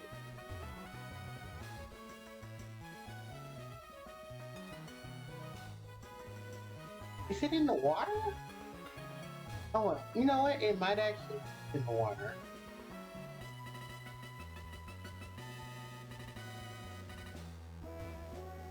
The only thing I can do. Or, wait. There it goes, the battle pipe. Yep, the battle pipe. And it's in the shape of a viper. Which, fun fact, the battle pipe's leader, the frontier brave for the battle pipe, actually uses a Survivor on her team. The snake-like Pokemon. Survivor and Milotip. If you've actually been anime. And this is music for the battle pipe. Exclusive looks. Choice rules listed. Okay, now I'm bad. Bad may not be used in the battle choice channel. held items during the battle choice challenge. Any berries or items held by Pokemon will be only effective once. Pokemon order during the battle challenge. The sequence of Pokemon cannot be changed. Yeah, so this is the gimmick of the battle hike. I really don't have, like I said, I'm just here to show you guys what these look like. I have no interest in anything in terms of these, because there's really not much I can really offer in terms of these battle facilities. I do want that Pseudo-Wudo though. So yeah, exclusive to Sapphire version, you can encounter Pseudo-Wudo in the Battle Frontier. I don't know if Pseudo-Wudo is something you can encounter again and again, but just for safety measures, we are going to save. And I do believe...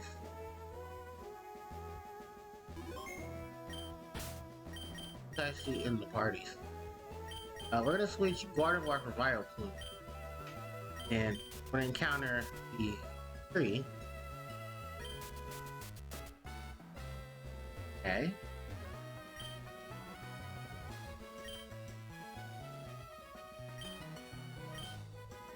Oh, I think we're supposed to use our watering can on it. And an homage to Gen 4.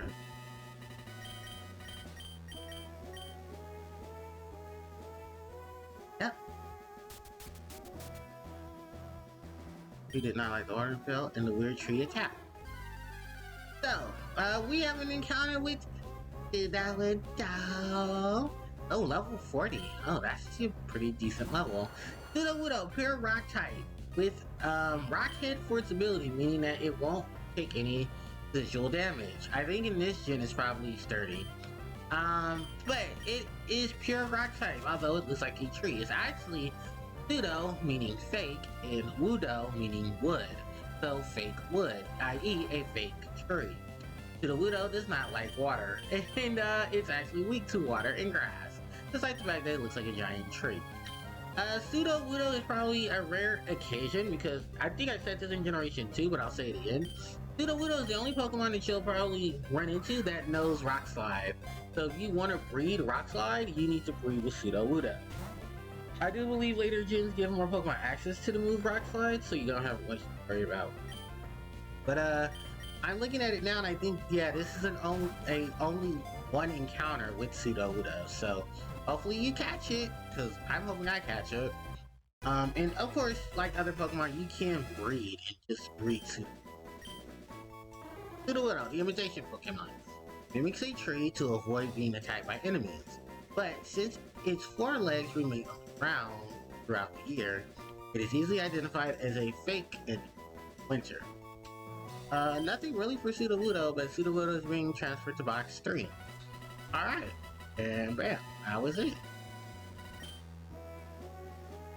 Yeah, this NPC is actually supposed to give you the insight that that tree was fake. Yeah, that tree was fake. Really nothing? Okay. I wonder how you get to that cave. There's a cave actually. On the bottom skirts of the... where is it? We did see it near the entrance. Yeah, that cave right there. Which I don't know what its relevance is. But it's something. But yeah, those are all the battle facilities. I don't really, like I said, I don't have a need for the Battle Frontier. But I wanted to show you guys what the Battle Frontier looked like. In case you guys want. You can fly back to the Battle Frontier. Actually, let me show you now. Yeah, so the Battle Frontier is already marked. You can easily just fly here. It's south of Pacific Log to its east. To its north is Sootopolis, and to its east is Evergrande. But yeah, that is it. That is all the stuff we are going to be focusing on with the Battle Frontier. Where am I flying to? Oh, I'm flying to the Pokemon League.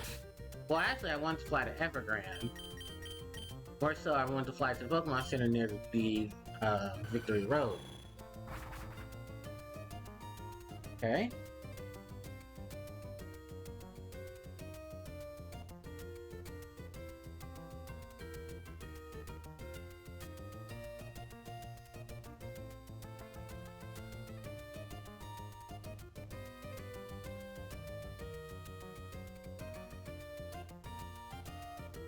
Sorry, I'm just checking.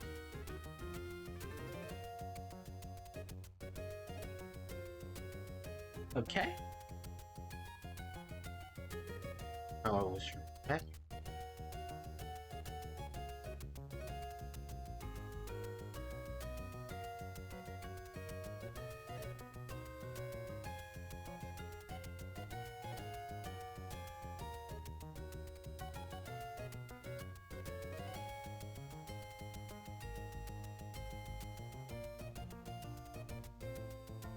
Alright, well, we're at Evergrande.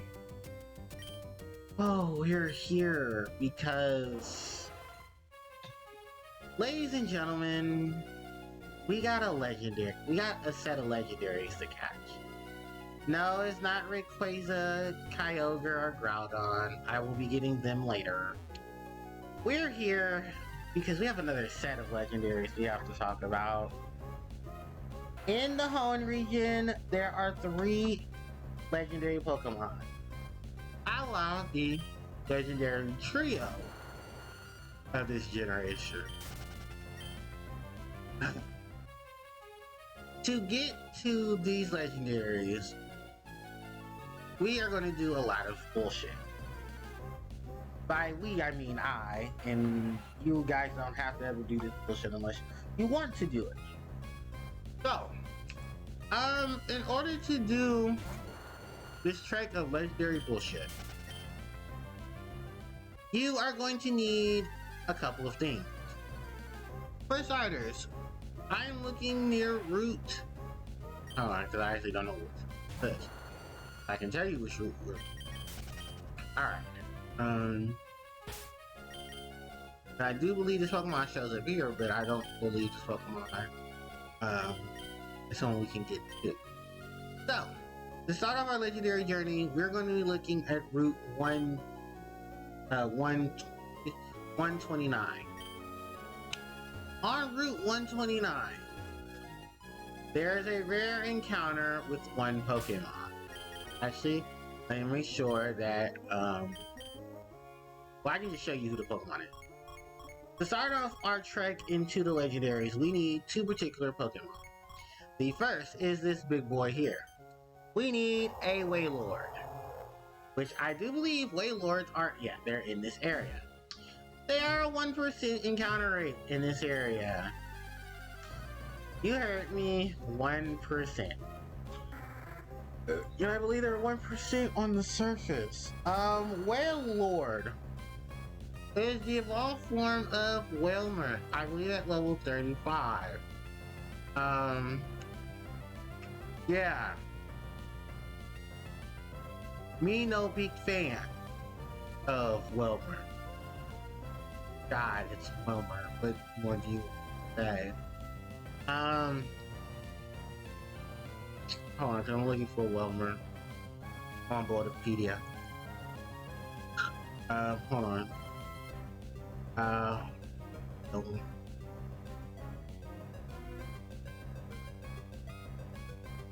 But,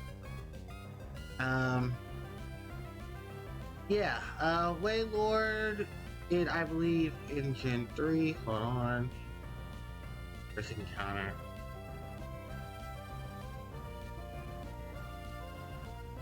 Yeah. Location. Yep. While surfing. Oh boy. It's the 1 encounter rate on this route. While surfing.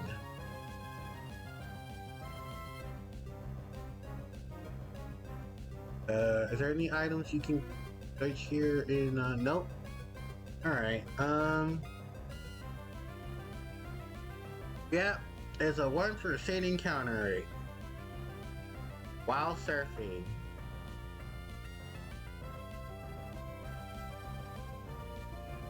Oh, fun fact, in Ruby version, it's level 35 to 40, which is evolution level.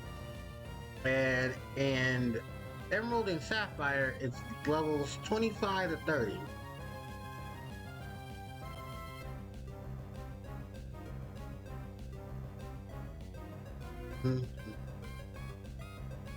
So, Wailord, the largest Pokemon identified Pokemon up until now. It's a giant Pokemon that swims in luxuriously in the vast open sea,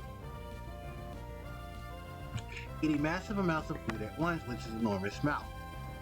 According to Sapphire version, it chases prey. When chasing prey, Wailord herds them by leaping out onto the water and making an enormous splash. It's breathtaking to see this Pokemon air with others on its pod. I think those are like Remoraid's and stuff that leap onto its pod. It breathes through its nostrils that it raises above the by inhaling a maximum amount of capacity. A Wailord can dive close up to 2,000 feet beneath the wave. In Fire Red and Leaf Green, it just says it's the largest Pokemon. It's the largest of all Pokemon. It herds prey, and the pack that it swallows a massive prey in one gulp. Yeah, and in the other game, she talks about it being huge. Basically, it's the largest current mammal Pokemon. No other Pokemon is bigger than well. Yeah, so in this game, in Ruby, Sapphire, and Emerald, you only find Wailord on Route 129. All the other Gen 3 games, you have to catch it, you have to trade it. And Diamond, Pearl, and Platinum, only with the Super Rod, you can encounter this Pokemon on Route 223 and Route 230. Black and White 2, Undella Town by surfing and rippling water. X and Y, you can only get it, X and Y and Omega Ruby and Alpha Sapphire, you only encounter this Pokemon via Wellmer. Sun and Moon, finding on Pony Break Coast, Steve Folk Village as an SOS battle, Pony Wilds as an SOS battle in an ambush encounter, Ultra Sun and Ultra Mood SOS battle, the Sea Folk Village, and Pony Break Coast as an SOS battle in ambush. Hold on one second. Come in.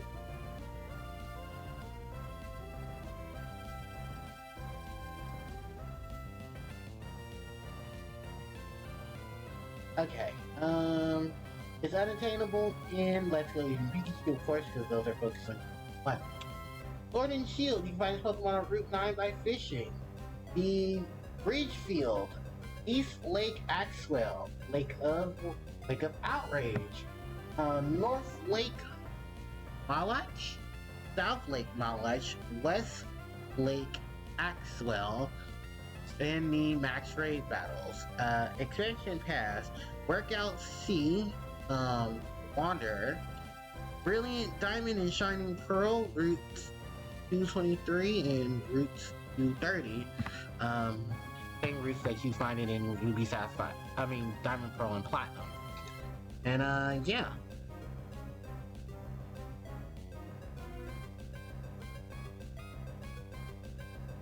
I'm just looking at all the other games that you can encounter this Pokemon. It's not in too many games.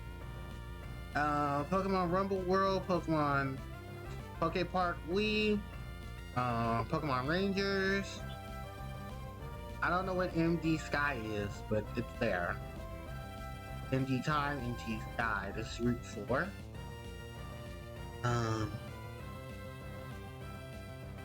So maybe it has something to do with your theme. Battle Tose. Okay. Pokemon Shuffle.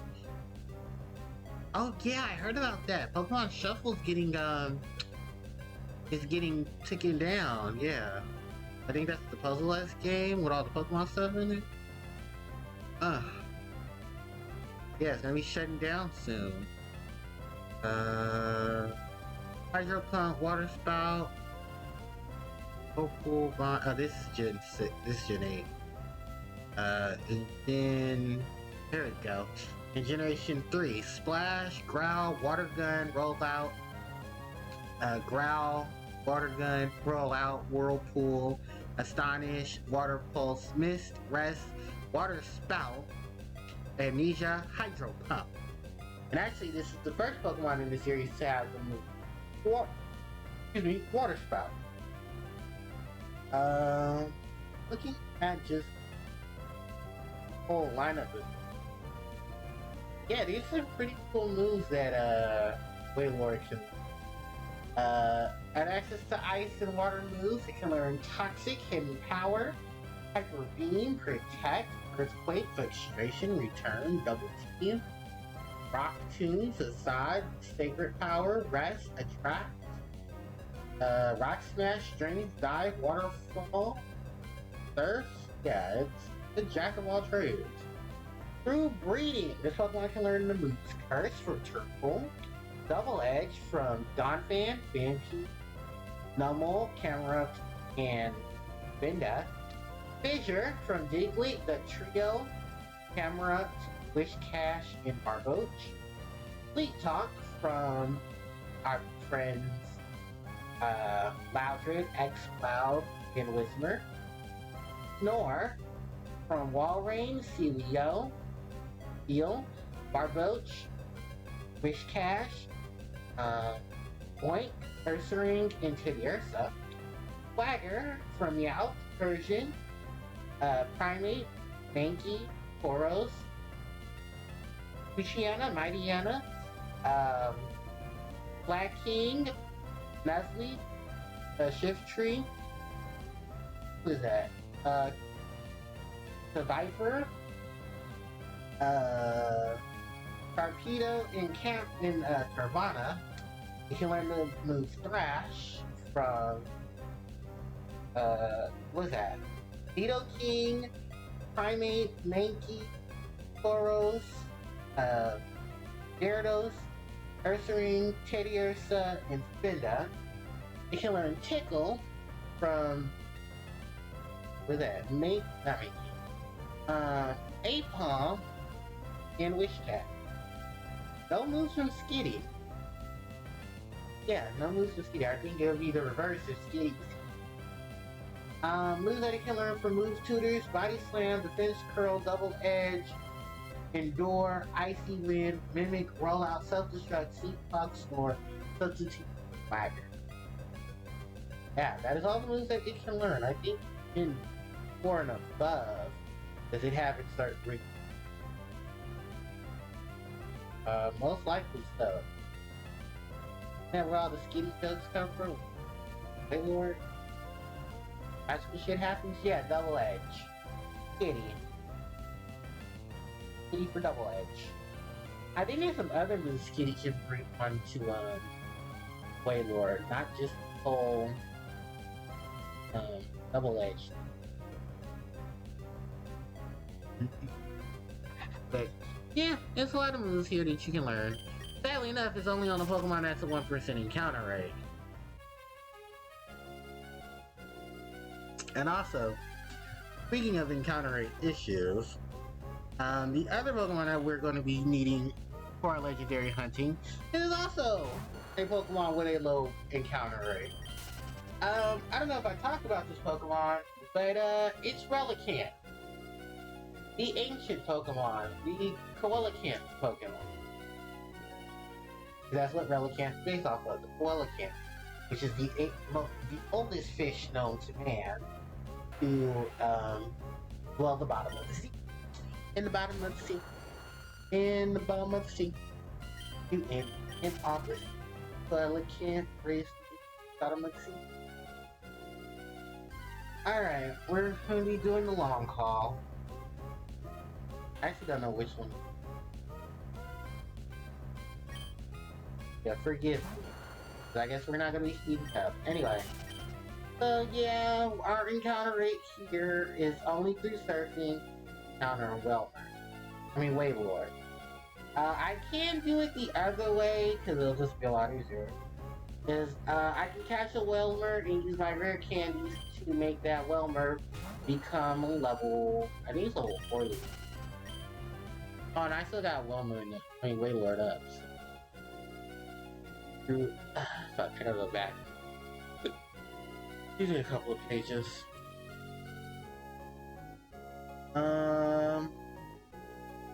Whelmer evolving from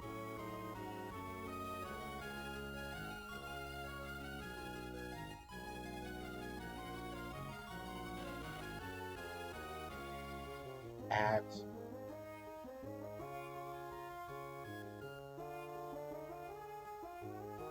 level 40. Okay. So yeah, well, damn, that is a long ass evolution. Thank God there are so many other water Pokemon. Because I am not waiting all the way to level 40 to catch a Wailord. So we'll be here for a minute just to travel through the water. Some other things to talk about, because, you know, I want to keep conversations going. And we're already past the 2-hour mark. Pokemon World Championships were this weekend. They were in, France. Or, yeah, in Bethel. Paris, France. Nice. And the champions have already been decided. For Pokemon Tournament, Pokemon Go Tournament, Pokemon GGC has also been discovered. I mean, declared their winners. And we also got another trailer of the Pokemon Scarlet Violet series. And there's apparently a new Pokemon that has sparked some interest in it. This Pokemon actually looks like the legendaries, or a resemblance to the legendaries.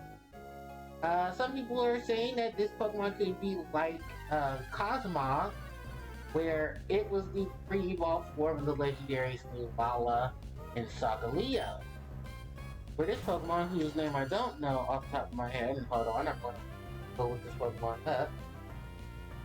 Because this Pokemon was all over my goddamn timeline. Of this.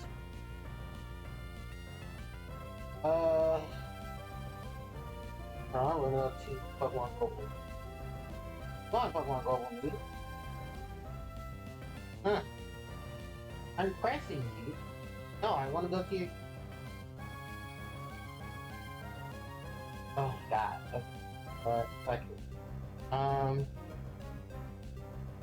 Don't know why you want to take me the page. Okay. Hold on. Pokemon.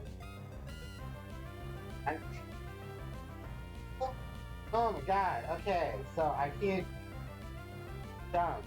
Anyway, let's go down. Oh, the European Championship stuff has also been exciting for you, but we'll worry about that later. Oh, the Pokemon stuff. God, okay. We want to look for Pokemon stuff, can't find it. You know what, we have research. Here we go, Therapy. Do they have information listed? Oh, here we go. His name is Salzer, a Psycho Lizard. It is a normal Dragon-type Pokemon. And it was introduced during the Pokemon World Championship. That was going on earlier today. So yeah, it's a thing. And that was part of the trailer that was released earlier today in celebration of it. So this Pokemon has been sparking some controversy because people are saying that maybe you have one particularly as a trainer, and your special one is going to evolve into one of the legendaries of this. According to the information that was given about this Pokemon, it is able to use as transportation. And apparently everyone has this Pokemon, or access to this common Pokemon. But I think yours in particular is going to be a special one to evolve into the legendary Pokemon of Generation 9. Was it Miraidon in um, Zuraidon, or Muraidon. Yeah, one means future, one means past. And they're both dragons, so... Well, actually, we don't even know what type they are yet. We just know of them. But I believe there is some type of information about them. Don't quote me on that. I don't want people running around saying HGJ said this, because HGJ did not say it.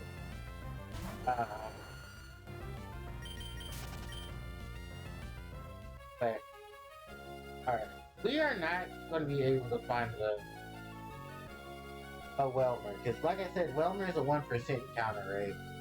And the 4% encounter rate actually enough with Pelipper.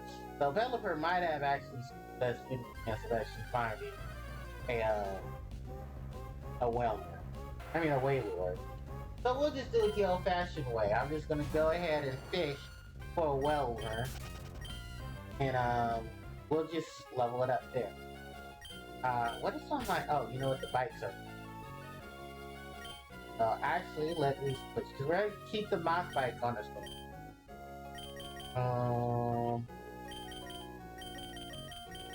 Yes. So yeah, we're just going to go ahead and fish, and hope that we can actually get the Welmer. Because if we do get Welmer, actually I think I have a Welmer back in... So, even if I don't get this Welmer, I can use the one missing. And we'll just evolve it into a Wailord. Really, no nibble. Not even a nibble.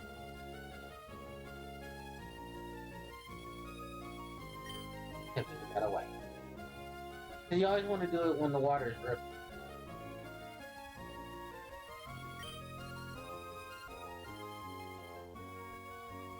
Thankfully later games fixed it. Maybe.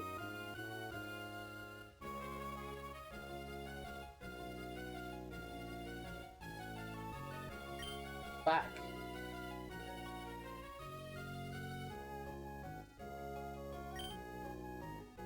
Fishing with the rods on an emulator is not fun.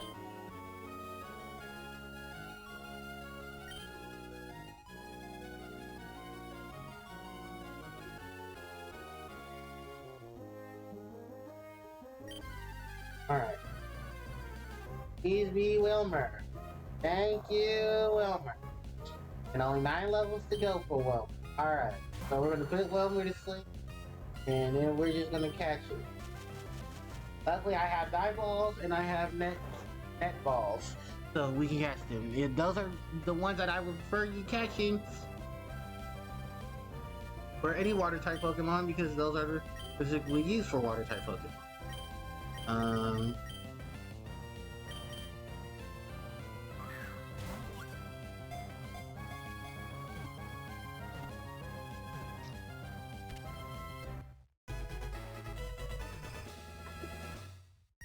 Awesome. Alright, we got Welmer. Welmer, the ball whale Pokemon.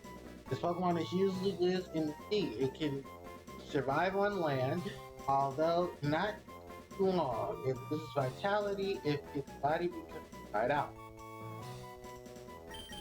Alright, so we have Welmer. The next Pokemon of interest is gonna be a doozy. We need to go get Relicanth. I'm gonna have to switch the party up tremendously, because we need Dive, and we need Surf. Yeah, we can Dive and Surf. Do it now.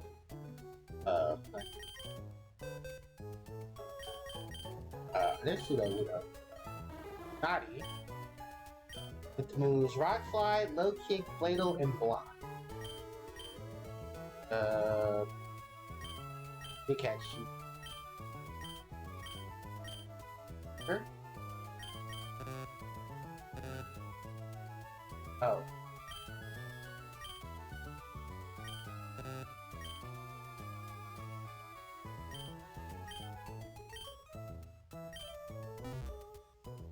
Oh. It was moving. Oh, you know what? Because I'm so used to A being where A is supposed to be. So yeah, we're going to go ahead and take this Walmer with us. We're going to teach this Walmer moves that it needs to learn. So actually take Starmie out the party for it. Starmie back together.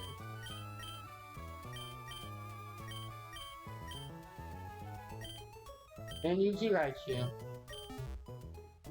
Alright.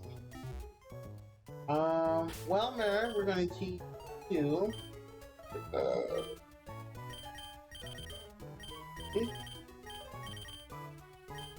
Yeah. We teach you surf. And we're gonna teach waterfall. No, dive.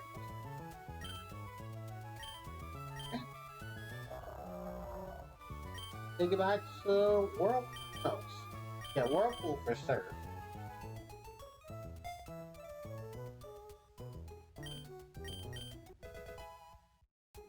And we need to dive.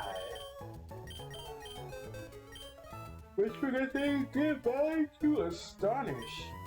Get rid of the dive.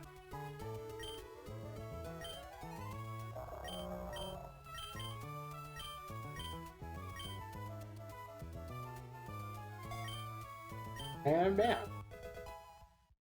Dive, it knows surf, and it knows waterfalls and roll out. Alright, so the next Pokemon we need to encounter, actually, I should have enough money. We need to go back, we need to go buy some dive balls. We need to go buy some balls.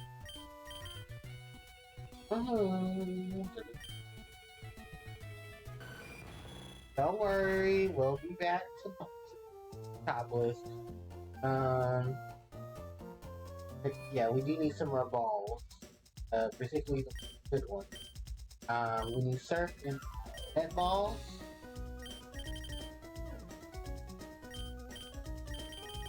I really need that. We can at least have 20. How many dive balls? Plus? Yeah. So we have 20 net balls, we have 20 dive balls. That's more than enough, but we only need to catch one Pokemon. And that's Relicanth. So Relicanth can only be found in the area around Sootopolis City. Which is, I believe, Route 126. Yeah, and it's all on the seafloor. By the way, the only Pokemon you can encounter here in Sootopolis is Magikarp. Don't ask me why, but luckily enough, Generation 6 makes the trick for finding Relicanth a little more easier because Relicanth can be found on the nope. So you can actually search for your Relicanth.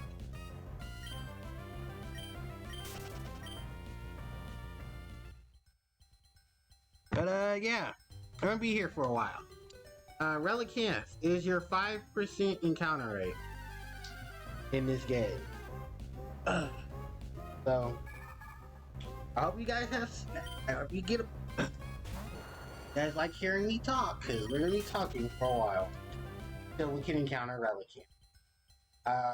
I do believe I told you guys the other Pokemon here, Lantern, Chinchou, and Clamp Pearl are the other ones. I believe Clamp Pearl is your 60% encounter rate, 40% encounter rate, or I'm sorry, your 30, the percentages. But basically, Clamp Pearl, Chinchou, Lantern, Relicanth, in that order. I think Lantern is only in certain areas. So not here, but I think in the routes above, you can encounter a Lantern. I also think you can encounter Relicanth. Because we haven't ran into a trainer with Relicanth, it's going to be a little harder to find Relicanth. So we really do actually have to go through the water and actually encounter Relicanth.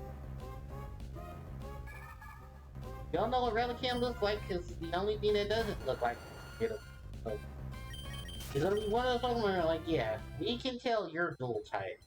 And it is Water Rock. And it has access to the move Ancient Power, which is a 5 rock type move that will attack, defense, special attack, and special defense of the user by a random chance.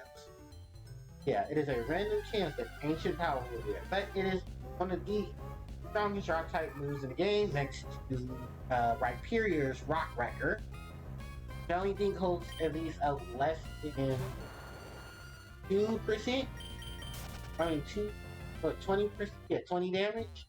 So I believe Ancient Power is 120, but its accuracy is garbage compared to accuracy of other rock type start type. A lot of rock types I have really good. I do like the fact that later games some of those issues. Excuse me.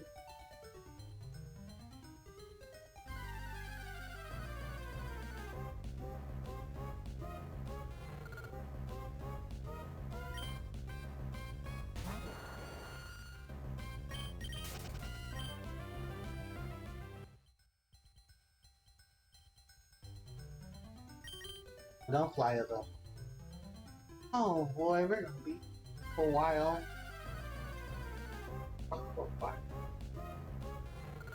Hi, Chin Chow. I actually read it Chin Chow earlier.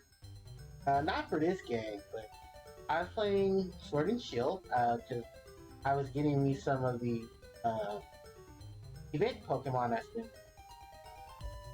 And what was it? Chin Chow and Lantern are in Shield. They're part of the main game. Alright, they're part of their main game. You can encounter them in Lake Water area once you've obtained the ability to your bike to float. Flotation device on your the flotation device on your bike occurs later on in your that you can traverse areas that you need to find stuff in the water. And do remember that game still has two things. It has random encounters in the water. Well, you can see in grass and water and stuff because I have it. The other is that, remember, there are some Pokemon that you on the overworld, and you can actually see Lantern and Chin Chow. Although they're Pokemon who dwell in the bottom of the sea, because Chin Chow and Lantern are supposed to be based off anglerfish. Mainly so, Lantern is supposed to be off of angler. Because Lantern's little antennae hold a little light ball. Similar to an anglerfish. Anglerfish also have that light ball. Just use it to distract prey, and then close enough, it chomps on its prey. Yeah. If I go out base the Pokemon for that. I mean, Pokemon is always known for making some weird, creepy shit. Well, basic Pokemon are some weird, creepy shit. For instance, the Bellsprout one. They are not based off of Tuber, they're actually based off of Fly Trap. So I can't remember off the top of my head. But yeah, the Fly Trap loop, they are what they're based off. Because there's not a Pokemon, there is a Tratrix monster. Well, all the Tratrix monsters are based off of different carnivorous bugs, arachnids, and plants. I think it's Tratrix Nefertiti. He is based off the pitcher plant, there we go. Which is what Vileplume, Victreebel, and Weepinbell, Bellsprout, Victreebel, and Weepinbell are based off. Which is the Fly Trap. That's good. For the fly, Yeah, the picture point. I'm sorry, not the flight trap. The picture point. The one that I'm thinking of is Diana. She is based off of the picture point, which we also known as. Well, there's a Pokemon in Pokemon that's actually based off of that. Carnivore is based off of Venus Flytrap. There we go. Flytrap. Why is it called the Venus Flytrap? Well, the shape of that Pokemon, well, the shape of that plant is to look like a lily pad, but when it closes, like something else, and it can captivate, i.e., Vegeta, Vegeta, Vegeta. You don't know what that is, and I'm saying it wrong anyway. You should know. Yeah, that's why they call it the fly trap, because they associate that part of the body with swimming. Men are from Mars, women are from. That's also why part of the reason why they gave that plant the nickname the Venus fly trap. Excuse me, because of that. Alright, I'm gonna keep going on because God, we need to find this damn Relicanth. Because after we get Relicanth, we can go to another part of the game that I was looking forward to. Because we're gonna do Pokemon contests actually in this stream. Or at least do one or two once we get back to the surface. I also believe I need a Pokemon that knows Dig, a Pokemon that knows Strength, and a Pokemon that knows Fly to access the sealed chambers. Because the sealed chambers are also another thing. And I also need to get to another part of the route later on. Oh my god. More Clamp Pearl. Alright, let's keep talking, let's keep bringing up stuff from good games. So yeah, back to the track tricks, since we're talking about them. The track tricks are getting their own structure decks. Let's come out in the OCG in December. It's going to feature some support to enhance the gameplay of the track trick monster. I don't know what Konami is going to be thinking of when they do enhance the track trick monster. But I cannot wait, because I have, I think, almost all of the track trick cards. So those reprints are probably going to be common if they come to TCG. I have a funny feeling they probably won't come to TCG until probably next year. And if Konami doesn't, unveil, hey, look guys, Ghosts from the Past 3. And that's going to have all the track trick cards in it, because why not? Well, they've done that before, because there were 2 structure decks that the TCG did not get again.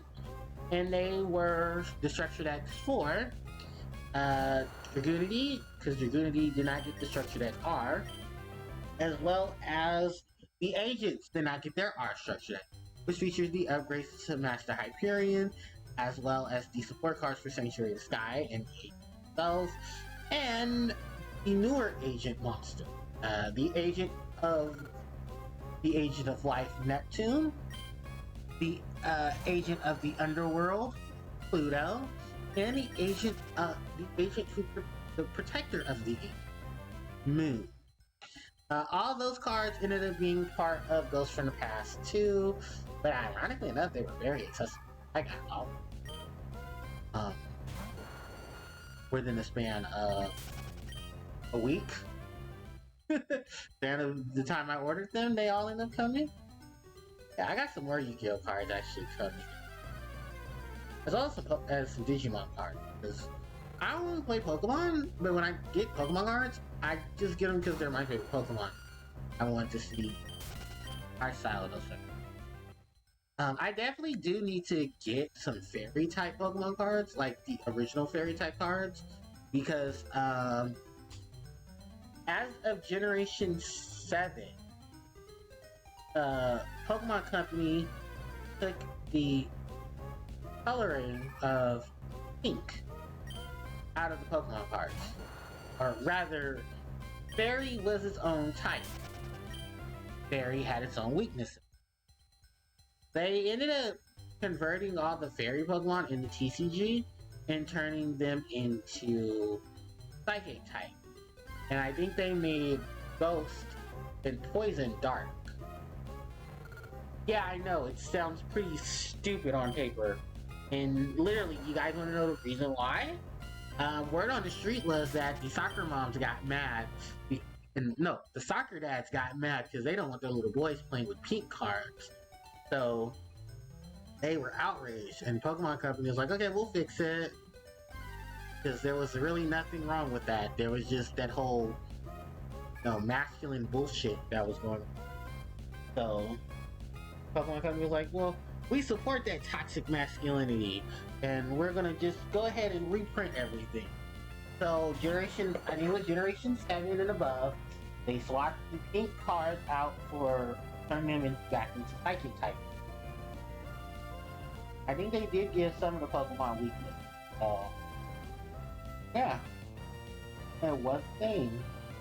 It was a really fucked up thing. In my opinion, I don't think they changed it. But they did. So.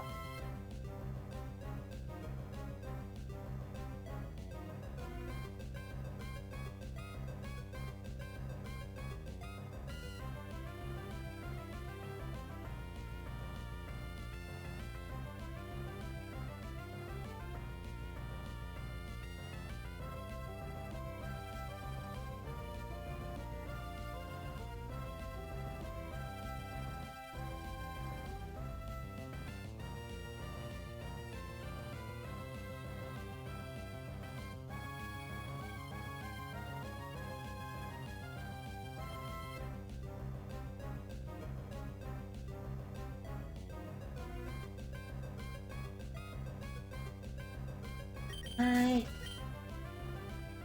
Stop playing games with me. Oh, Ouija's on. Okay, cool. Start getting notifications on my phone because I'm a pleb and I like to. Ouija's playing Mario Kart. That's a big ass kangaroo. Oh, it's. Oh. Oh wow. That is huge. It's time to play Mario Kart Deluxe, not Among Us. Ever Among Us. Oh, Ouija's mad because yesterday Ouija got scraped up playing Among Us, and he wasn't too happy about it. We love you, Ouija. Ouija, sometimes you gotta take those L's, buddy. Gotta take those L's. If I had a group, I would love to play Among Us. But my friends need to at least be more than 5 people for us to play Among Us. That's a thing. Or maybe if I set up a date and I can get like Among Us. I love playing Among Us. I don't have a chance to replay it anymore. Oh yeah, European Championships. Let's talk about Yu-Gi-Oh for a minute, because why not? We already talking about Yu-Gi-Oh a couple of weeks ago. The Yu-Gi-Oh European Championships were just today. And according to this, it looks like everyone's favorite, the Sprite. Actually no, Sprite didn't win it. If I'm not mistaken, according to the last time I checked, it was the Rookie that won. Yeah, the Ice card. Yeah, the Ice Flowers won this event. The Rookie. Yeah, the Rookies won the championship. They were in first place. Yeah, it's Rookie Sylvia. Sylvania. What this looks like. Winner of the Red Lotus match. Side deck. With the Evil Twin stuff. Oh, probably so that, I know there's a card that can counter Evil. But yeah, check all this shit too. Okay. Why not? And then of course, the 2 meta decks in the game. Showed off why they're meta decks in the LCG. The Terminal and the Splight. And then Ultra guys seem to have slithered their way in with being the anti-meta, because of course they use everyone's least favorite field spell, the Mystic Mine. I don't know about most people, but I think Mystic Mine is really a really good card because it protects a lot of the bullshit that's going on in the game.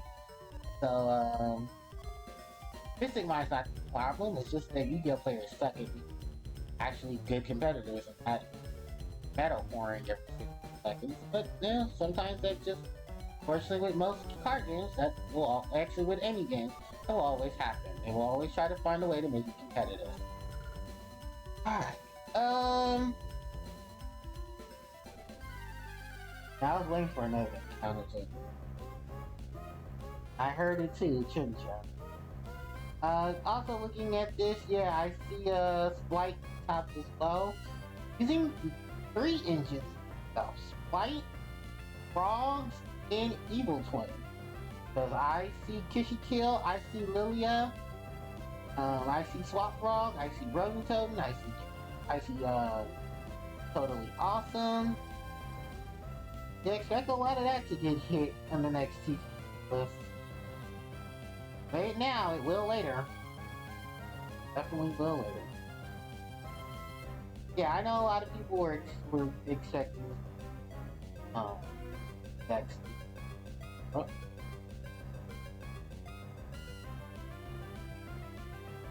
I'm just looking big because this is like the 10th fucking Chin Chow you're gonna ran into this motherfucker. So, look, I'm looking for shit to pass the time to talk about. Alright, so let's actually go back to Trap Trick, because I like Trap Trick. I like Trap Trick more than I like most of the meta decks right now. You're gonna see nothing but Criminal and Fight. So, yeah, going back to our girls, the Trap Trick. I actually would like to see some more Trap Trick. Fun fact, the OCG original name for the Trap Trick, they were going to be called Harmonious Plant Demon. And then each of their names are going to be based off respective plant, arachnid, or insect that they were based off of. Funny enough, the TCG, OCG has different names for some of those monsters. Like Trap Trick's Reflection, not Trap Trick, Trap Trick's Murmillo is known in the OC of Trap Trick's Antilion, because she's based off of the Antilion, which is a bug that likes to devour other bugs by living in sand pits. Then I think it's Trap Trick's Dionea. She's named something else in the OC. She's the one that's based off of the Fly Trap. Trap Trick's Genlitzy, based off of the Corkscrew plant. This is a plant that little insects get devoured in by the more they go through the little roots of this plant, which I found out are not its roots. They are its roots. It's extensions of this Pokemon. I mean, of this bug, or this plant. I'm surprised it's not one based off of weeds, considering the fact weeds are just. I don't think they're carnivorous. I think weeds are just really annoying plants, and they take up space. Same thing with moss. Is moss carnivorous plants? Or are they just like plants that just devour small insects? I don't know, because, I've never heard anything negative about moss from anyone. I've always heard positive things. Like, what's that old saying? Moss will always point north. If you ever get lost, just use the moss to find the way north, and you'll know which directions to go through from there. Trees and I believe rock have moss. Which also brings up a good question. Does moss kill trees? Does it? Good thing to ask.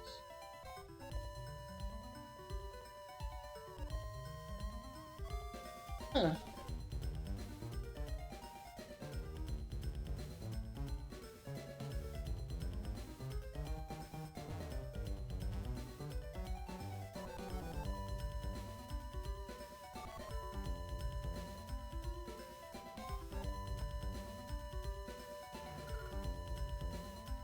Oh, that sounds like another Chin Chow. Chin Chow. Damn it. 7:37. I think I'll probably go to about 8:30. But I'm not finding Relicanth. I don't know. Am I in the right area to find Relicanth? Let's also ask that question. Hold on 1 second. We're gonna go look at Relicanth. That's normal. Well, there you go. Relicanth. Relicanth. Route 124 and Route 126 underwater route. Excuse me. Are we? Oh. Yeah, we're at Route 126. Route 124 underwater and Route 126. Alright. So we're on the right route, we just have to find the Pokemon itself. And I think that honestly is just what becomes the challenge, is trying to find Relicanth in the water. Cause I don't even think Relicanth has any particular noise when he goes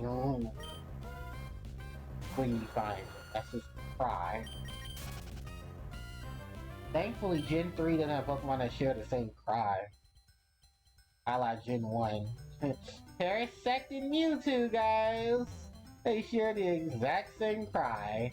I'm not even joking. Listen to Parasect, listen to Mewtwo. They both share the same cry. And they're not the only Pokemon that share the same cry, but they're the only ones that most people can identify as being Pokemon of different species, and they share the same cry. Parasect, I think it's Parasect, and Mewtwo all share the same cry. Like, great thinking, Pokemon Company. Great fucking...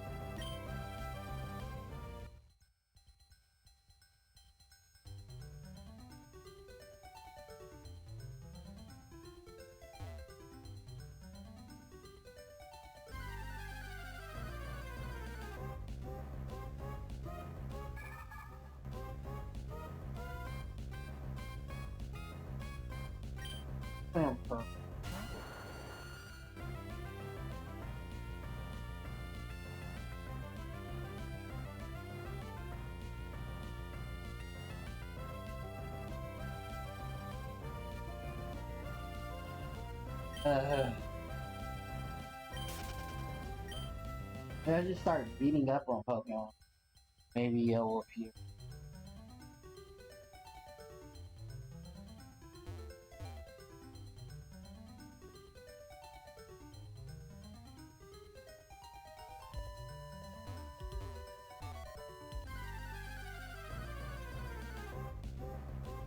Alright, another Clam Pearl. Oh.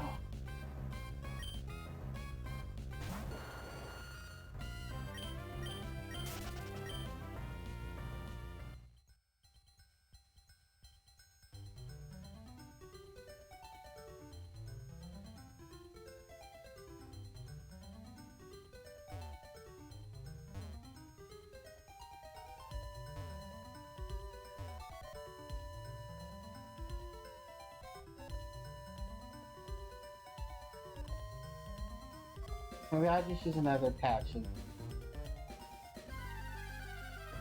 find it. What, Pearl? Fucking, why not? I heard Japan's Digimon, that's it. I heard Japan's Digimon list. They have a couple of Pokemon. And I think our list is going to change in October. October or November, so that's right around the time we get BT10 and I think SP. I'm actually very excited for BP10 because that's going to have Venusmon in it. and in a Sakuyamon Miko mode, and those are some pretty bad bitches. And I need them for my deck because my yellow deck is going to traverse from being yellow hybrid to maybe either Mako mode security or maybe Venus security hybrid, where it plays around with a lot of security. Like yellow cards right now are very fucking.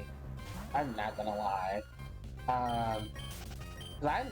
Cause I just looked at a video like literally a day or two ago, and the guy was talking about a lot of the changes in Pokemon and Digimon right now.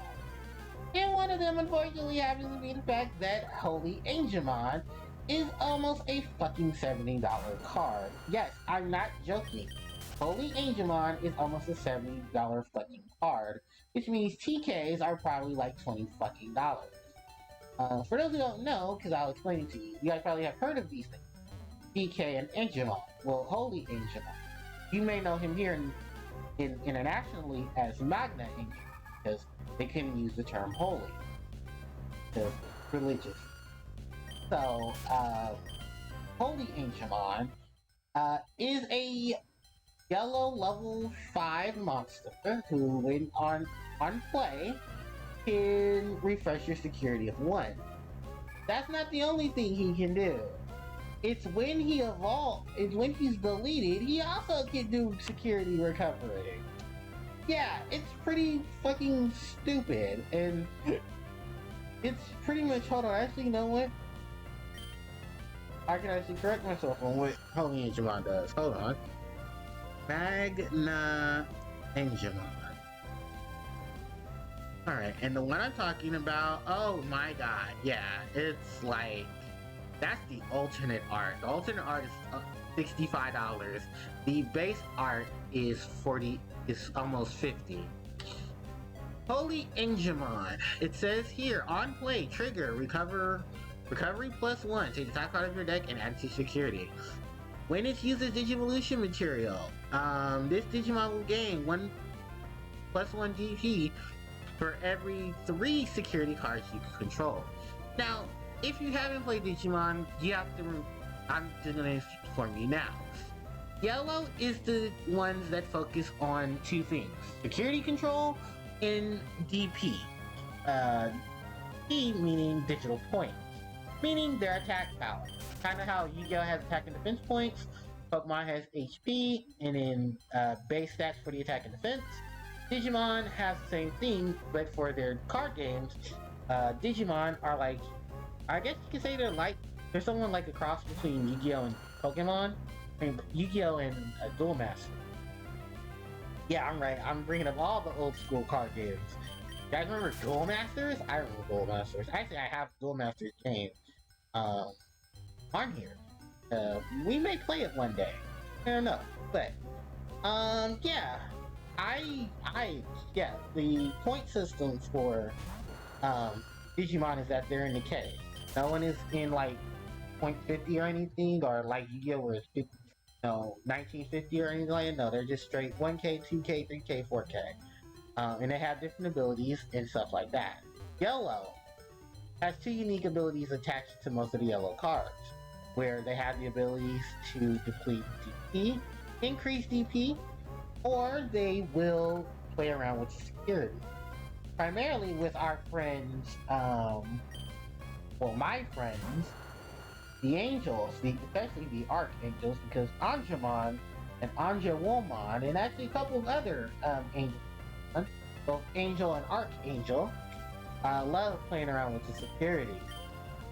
Even some of the fallen angels, like for instance, Ophanimon Fall Down Mode. She has the ability that when she comes into play, if she has a yellow Digimon in her Digital Sources, she can recovery +1, which means she can add 1 security to the deck. Then when she is deleted, this is another thing about yellow cards, is that she has the ability to put into play any level, I think it's any 6K or lower DP Digimon in your trash to the field. So you actually can get her champion, Tailmon, and put Tailmon into play, and that triggers Tailmon on play next. which is that it reveals the top 3 cards of your deck. You can add 1 purple and 1 yellow Digimon to your hand. That includes the traits of Angel, Archangel, or Fallen Angel. Funny enough, because this is going to be a thing that's coming out once, I think it's either Special Pack 9, which is the one that features the 4 Great Dragons, or it's probably DP10, but I think it's going to be SP9. But yeah, the 4 Great Dragons, the dragons that are mentioned in, I think it's even Chinese mythology or Japanese mythology, but they're the ones that control the north, south, east, west. Those dragons, they're the ones based off of Polydramon, Godramon, Begidramon, and Azulongmon, which Azulongmon I believe is one of the 4 Devas, who are based off of the 4 Sacred. I think the 4 Sacred Beast story and the 4 Dragon story intertwined because of Azulongmon, or Zuchaomon as he's known in Japan. But yeah, those are the 4 Great Dragons. To them, control the sector of a direction that is part of a heavenly gate. It's also funny because Trial of the 4 Great Dragons is a card, and that's going to come out soon. The reason why I'm bringing this up is because Patamon evolution line from actually digivolves into Godramon. And actually, if you watched the Digimon reboot, you actually saw the battle where Holy Angemon and Angemon became their dragon form. Godramon and Holy Dramon, which translated here are known as Goldramon and Magna Dramon, which are both 2 of the dragons that represent the 4 Great Dragons, of the 4 Great Trials, of the 4 Great Gates. The other 2, we've actually seen those. Zulongmon, who was the Deva Digimon that you met in Digimon Adventure 2. He was the one that gave the kids their powers to, basically he was a messenger of the Holy Spirit, not Jedi. Although Jedi did work under a Zulongmon. They worked with homeostasis. Homeostasis gave Azulongmon give the children their powers, so that they can take on the next threat. Which I think at that point was Arukenimon and Mummymon, who they were working Okawa, who was under the control of Malomyotismon. Malomyotis, which that was called resist because people were fanboyed over Myotismon. Because he was really one of the greatest villains that they've ever faced next to Apocalypse. Even then, Apocalypse was only for 1 episode. It was only for like a 2-parter for the series finale of 01. I honestly would have to say the Dark Masters were pretty much the biggest threat. Biggest threat they faced next to Myotismon. So ironically enough, they were only just separated by 1 season. In terms of those 2. So that was the thing. But yeah, the Trials of the 4 Great Dragons, I think it's either in SP9, no, SP10 or in BP, which is the main set. So if you ever hear me say BT10, that means it's Battle Trade 10 or Battle Terminal 10, and that's the one for the Digimon series. That's the main set. Then the side sets are SP. We just recently got an SP set, SP Digital Hazard, and that is for cards to Tamer series, because Rika, Henry, Staccato, and all their friends, Kenta and Kazu, Barry, Susie, his sister, Rio, I forget the other girl, Alice I think her name is. She's the one with the 2-headed dog Digimon, and I was the one who was supposed to pass his powers on to the other tamers. Because he was sent by Zuchalmon. Zuchalmon wanted to make sure that tamers were able to fight the D-Reaper when the D-Reaper cut into the world via Jerry. Like, Digimon Tamers 3, yeah, Digimon Tamers was a very dark story towards its later half of this. Damn! It got dark. Holy shit, it got... Like, they talk about death, you know, loss, and coping with loss, and... Oh yeah, it was just a mess. It was good for the story, don't get me wrong. There's just some of the points were not executed well, and some points, oh my god. Like, they really went up the dark factor some of those areas. Holy shit. I'm still on... Hold on, guys. Oh, Christ. I love Pokemon, but Pokemon does. I think it's just more so as I'm getting older, I'm getting tired. Just happening. Especially when you're only looking for Pokemon. I think at this point, if I don't run into it in like the next couple of encounters, I'm just gonna go ahead and come back to it. Because we do need it to get to the legendary trio of it.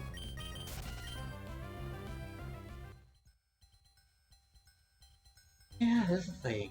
But yeah, back to it. The reason why I wanted to bring up the Trial of the Great Dragons. In that set, there's a Patamon that comes out. And I kid you not, oh, there you are, Relicanth. This is who we've been looking for. Wow, okay, I started talking about Patamon, and there you go, Relicanth. Relicanth, level 32, water rock type, rock head force ability, meaning that it won't take recoil damage. This Pokemon is based off of the Coelacanth. It is an ancient creature that dwells under. This Pokemon is going to be part of our next side quest for our legendary trio of Poet.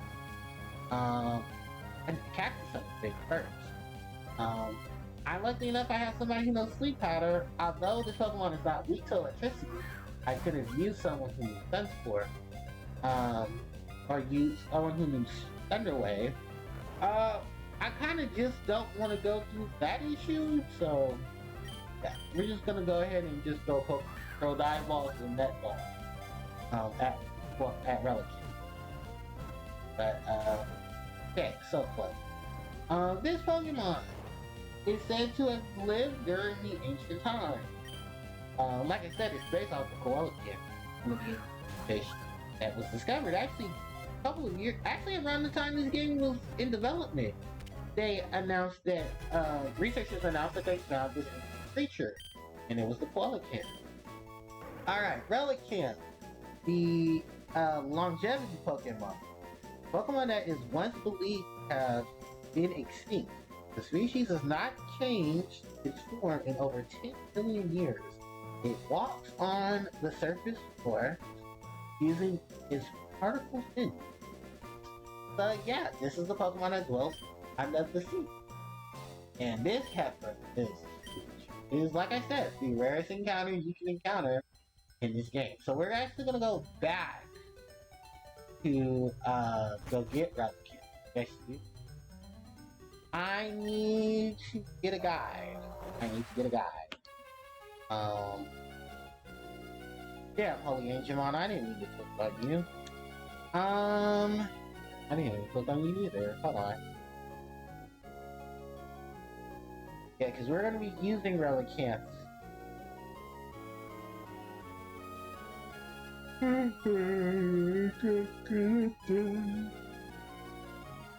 Oh, what is the sprite of Relicanth from? Oh, this is Relicanth from Pokemon Shuffle.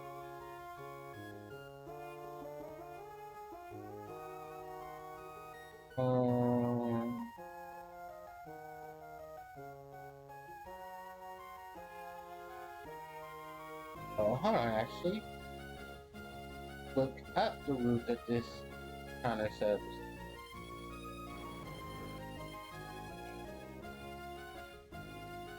$134 or the Route 120?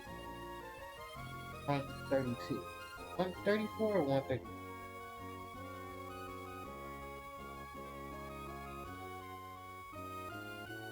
Yeah, because you can find horses.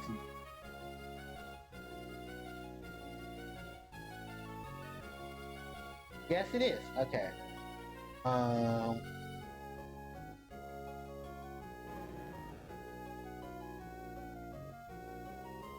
Well,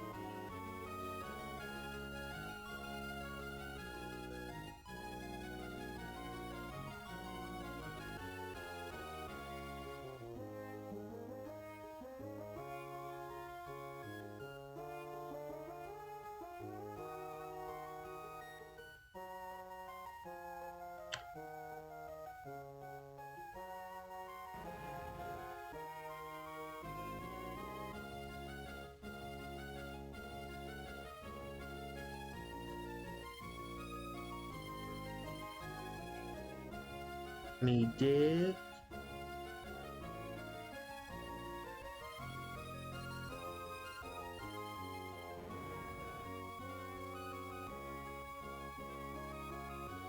Okay, and I need to let it the Pokemon are in the proper order.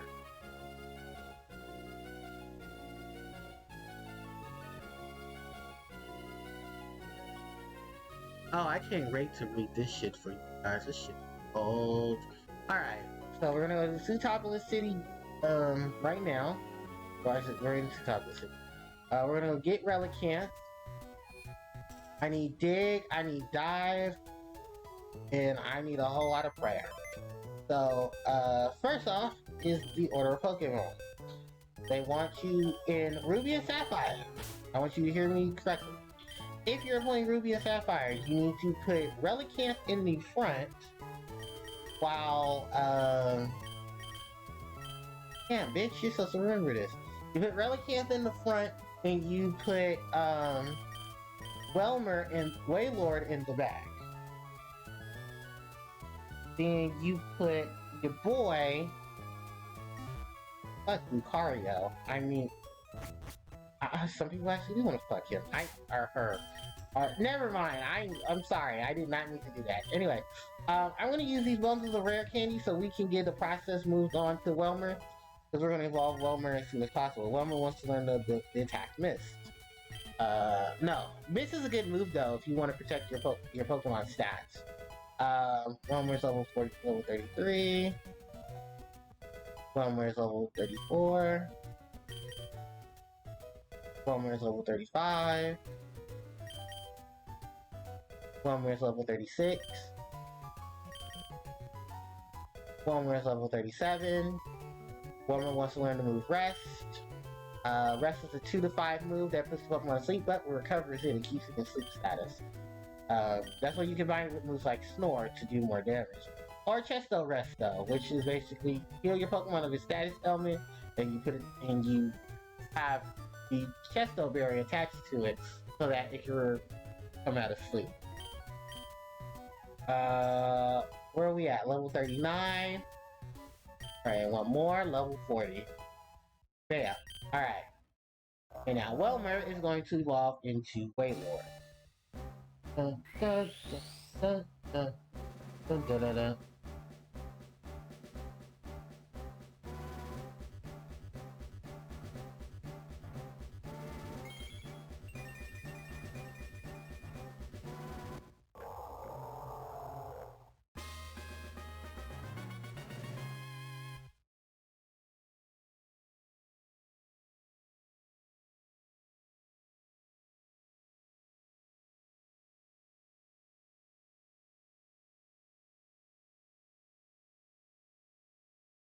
Oh, okay. So we now have Wailord, the largest largest reporting Pokemon in the game. Alright, anyway. So to do this properly, we need to fly to Pacific Log Town and head west. So on Route 100 and oh god, we gotta do precise swimming. Oh fuck. Um, wait. We can't go anywhere. We need a Pokemon who knows when you dig. Oh yeah, get used to that. We're Pokemon who have specific moves, because we're gonna be doing that shit too. What I'm gonna do is I'm just gonna open the gates and show you where these legendaries are. Hold on. I need a Pokemon who knows the moves. Oh, I know that knows dig. Oh, I think my Ninjask knows dig. Because I didn't teach, Flygon dig. I should've. I didn't. So I think my Ninjask or my Shedinja know the move dig. Either you hoes know dig. Okay, fuck. Somebody in this bitch knows dig. Don't I have the TM for dig? I think I do. I don't know, that might be a waste. I don't want to waste it. Can make that a fun. Fuck, why does no one here know dig? Fucking me. I need to go catch an Nincada. There's the only way I can learn dig. Because Nincada knows dig. Oh fuck, I need an Everest. So, okay, we're gonna go into the piece. I gotta hide shit. Look, yeah, I rare candy the fuck out of my... Anyway, where is Everest? I probably have it in my... Oh no, there it goes, Everest. We're gonna go teach... We're gonna catch Nincada and we're gonna go teach dig. Fuck, I need a Pokemon that knows dig. I wish I had remembered that. But I don't go after the Reggies, so that's part of the reason why I don't get... Yeah, by the way, we're going after Reggie. I know, ha, funny name.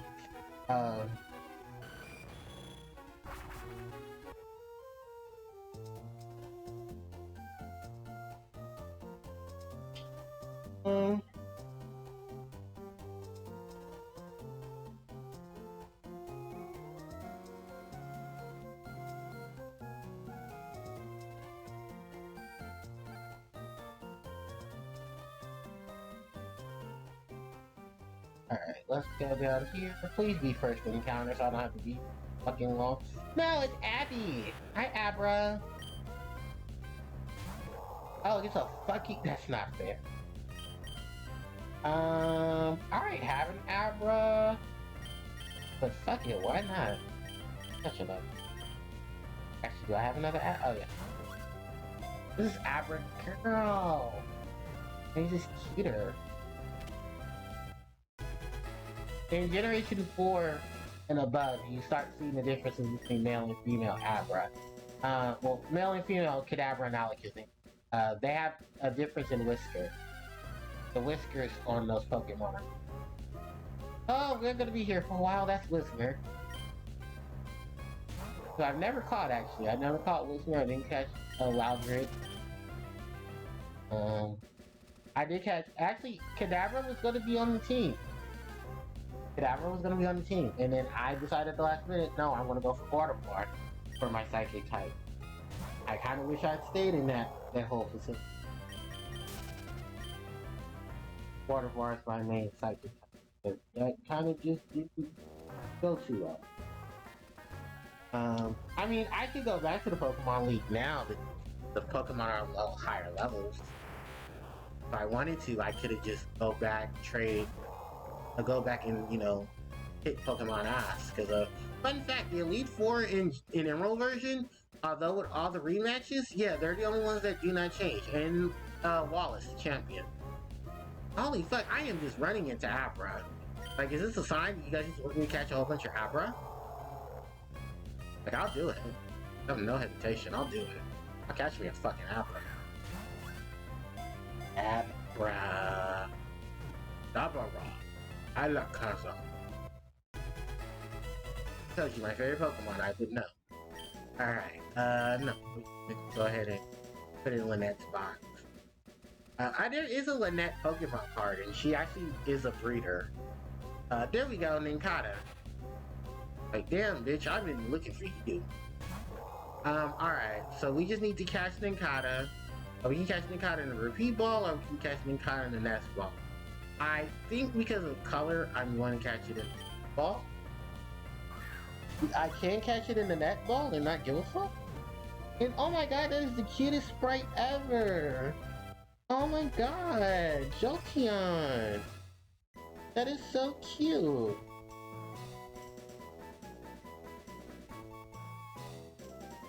Aww. Alright, so, alright, we've got Nincada. Have I got Skitty? I never ran into Skitty. Oh yeah, because Skitty is the rare encounter in this area. I think Skitty's a 5% chance? And I didn't know, Skitty and Abra tied as the... Actually, that can't be true, because I just caught Abra. Like 4 Abras in like less than 2 seconds. Anyway, let's go back to the Pokemon Center. We're gonna go get Nincada, put Nincada in the party, and then level it up to Learn's Day. I'm also gonna give Nincada the Everstone, so that way, I don't have to do all the bullshit later. Base Nature, Parky Nature.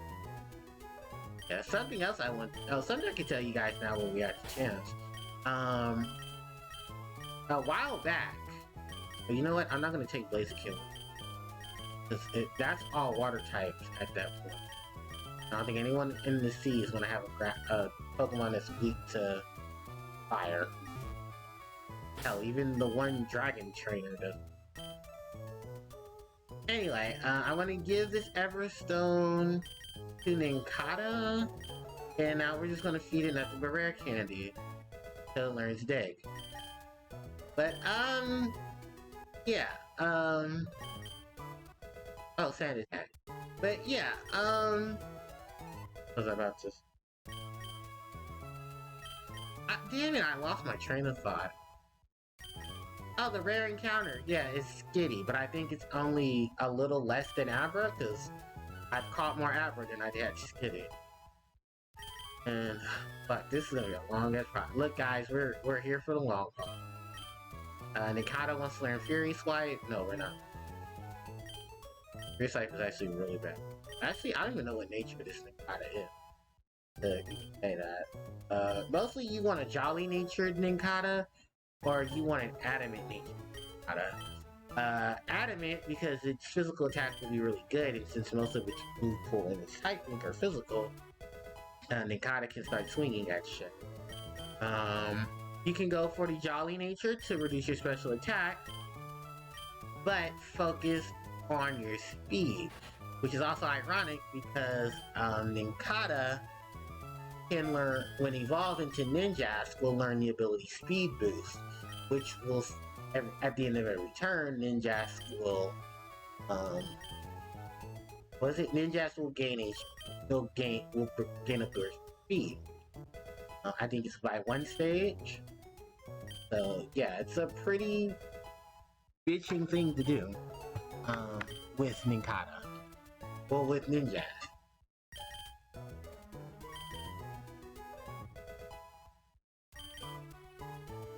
False Light. Ooh, actually, we're gonna learn this. False Light is a 40 attack move that can lead to Pokemon with 1 HP. It's actually really good for catching Pokemon in post-game.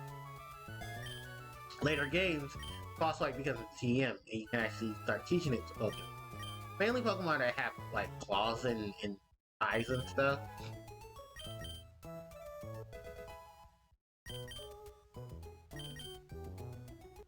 Something I definitely will recommend on Nincada.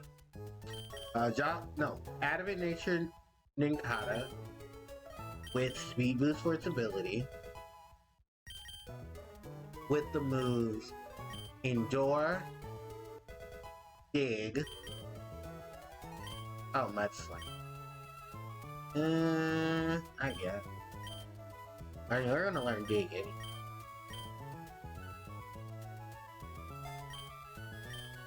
And actually, you know what? I forget later gens. We don't even need the Fury Cutter. That becomes X Scissor on Ninjask. Because Generation 4 introduces X Scissor. Generation 4 started introducing the whole bitching level for bug type Pokemon. Plus, the physical special split becomes so. A lot of the physical attacking bug type Pokemon actually have to really start standing out. But a lot of special attacking bug type of Metal Claw. Yeah, we're gonna Metal Claw over Leech.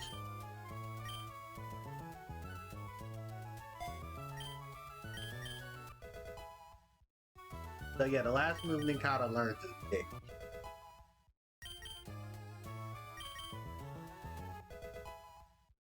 And they can learn to like in its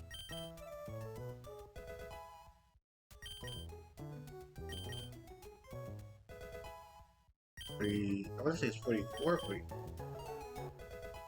3,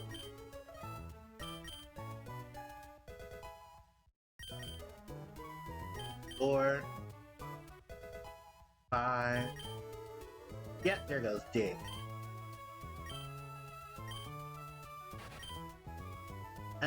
Mind Reader.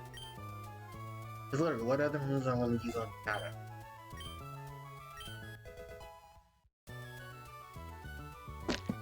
Silver Wind? No, that's breeding.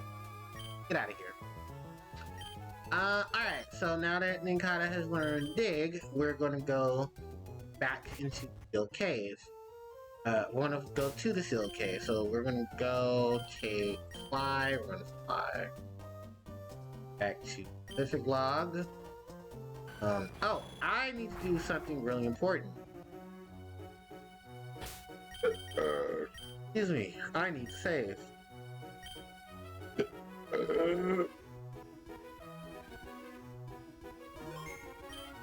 There we go.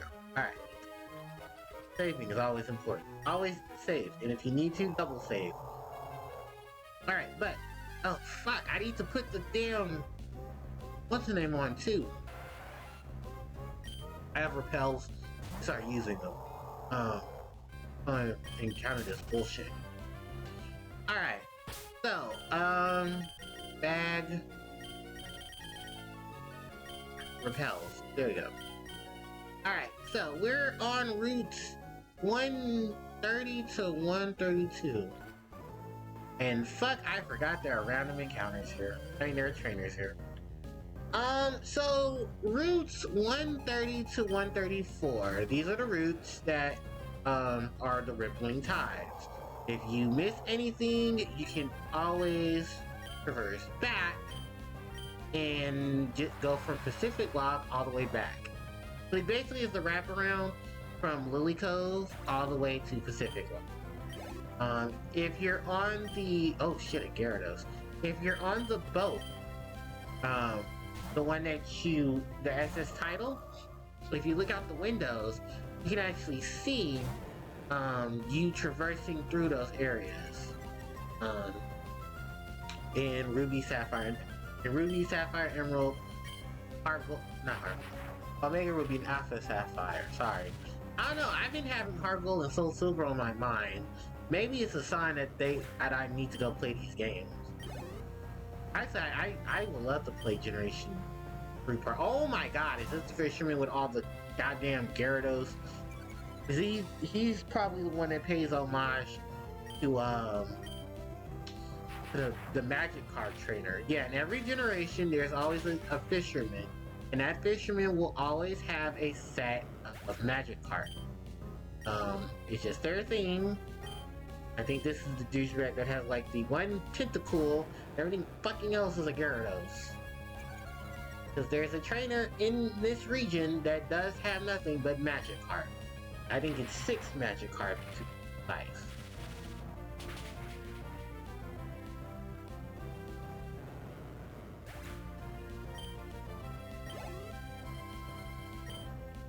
Or Gyarados, yay! I mean, I don't hate Gyarados, and I know in this gen, Gyarados got the setup to be Tantrados, where it uses Taunt, and then like other movesets to set itself up for things. Gyarados is pretty nasty if you give it the right move. Can Gyarados learn Dragon Dance? Oh, that's pretty good. Oh yeah, it can learn Dragon Dance. Oh, that's real nasty. Gyarados with Dragon Dance, Taunt, Waterfall, and Bite? Or Waterfall and Earthquake? Don't forget, it can learn Earthquake, it can learn Thunderbolt, it can learn Thunder, it can learn Flamethrower, it can learn Fire Blast. Hurricane, Blizzard, Ice Beam.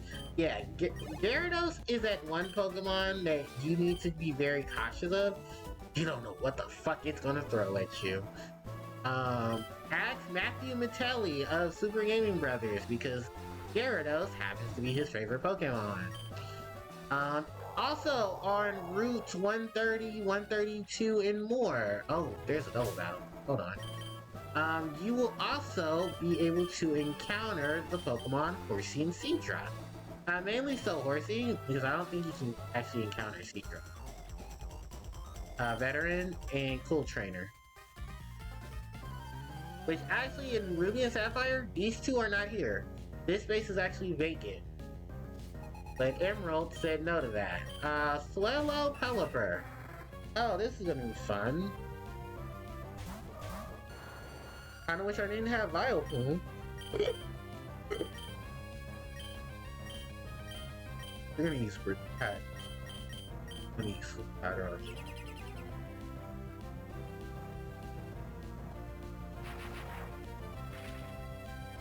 Oh, wow!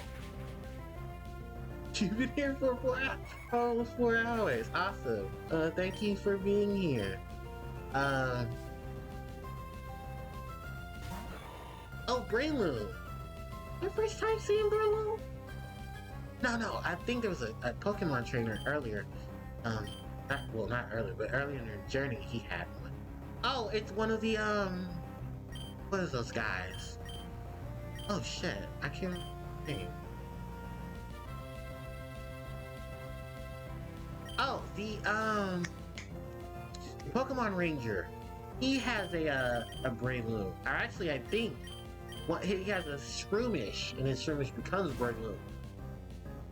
Fighting Grass type and has all the weaknesses of aerial attacks.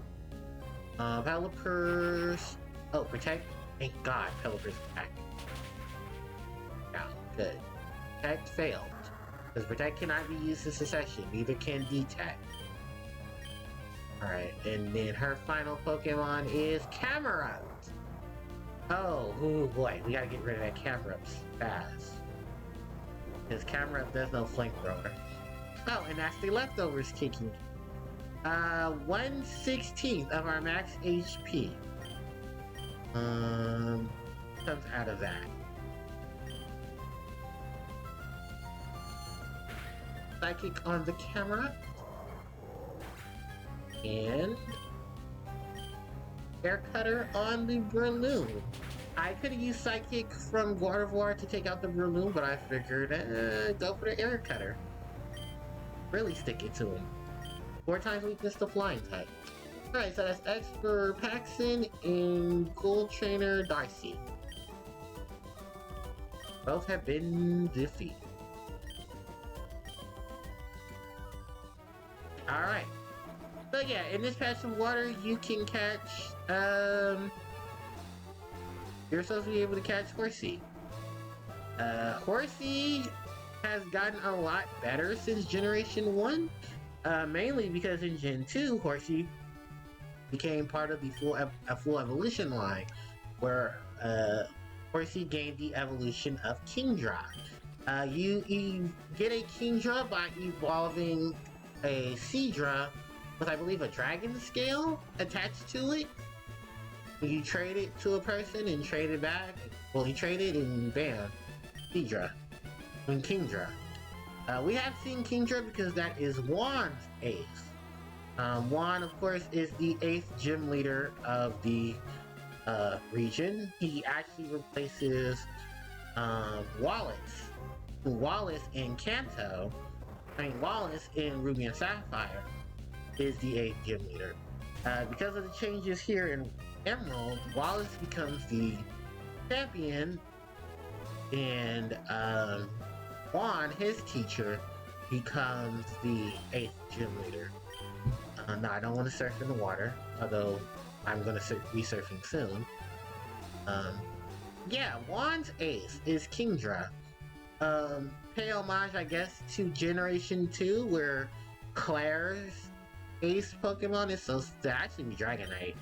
Or Dratini, not Dragon.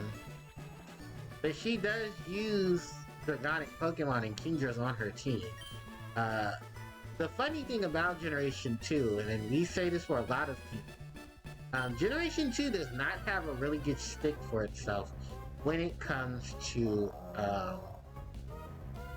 Pokemon sets, because there aren't a lot of Dragon-type Pokemon in Generation 2. There's only Dratini, Dragonair, Dragonite, and then Kingdra. That's it. There's no other dragons. Every other Pokemon that Lance and Claire have are Dragonic in look, or have access to Dragon-type moves. Anyone wondering why there are certain Pokemon on your teams because of this situation?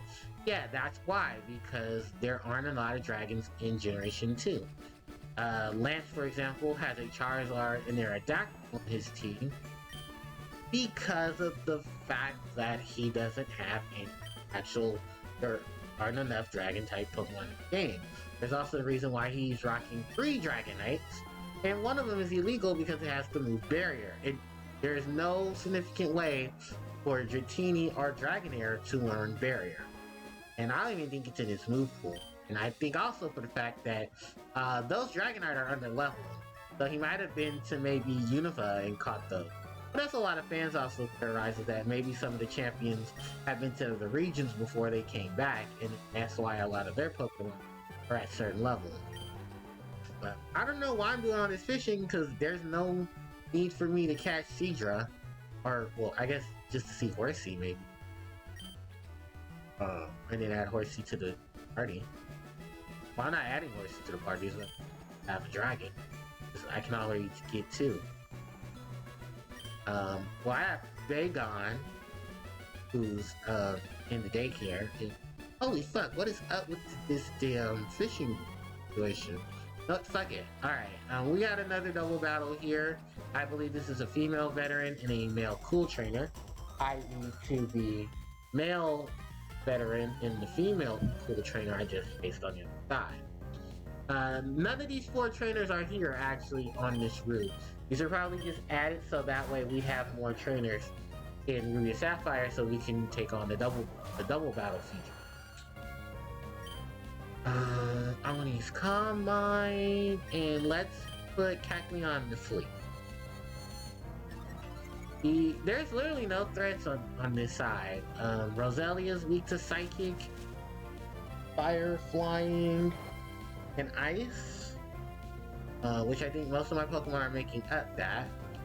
Watervar evaded the Leech Seed, Cacleon is Sleep, so we're gonna hit you with Psychic, and we're gonna hit you with Pelvian. Fun fact, Roselia in the next gen, Gen 4, it's not only a pre-evolution, but gets a evolution. Its pre-evolution is Badoo, while its while its evolved form is Roserade. Roserade is also one of my favorite grass types. When looking at Pokemon who aren't starters, yeah, Roserade would definitely be one of the... It's literally one of my favorite grass type Pokemon. Also because of the fact that it has a significance itself of being a rose. And I love flowers. Some particularly more than others, but yeah.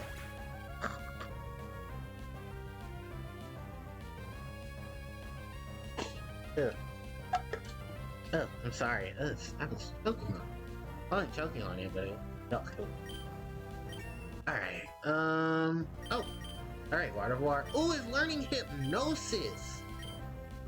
Get the fuck up. Damn it! Fine. Well, we can relearn Calm Mind. Oh my god, yes. Hypnosis. The Psychic Sleep move. Oh wait, are you learning? Oh no, not yet. Okay. I was going to say, oh my god, we're learning Hypnosis and Dream Eater.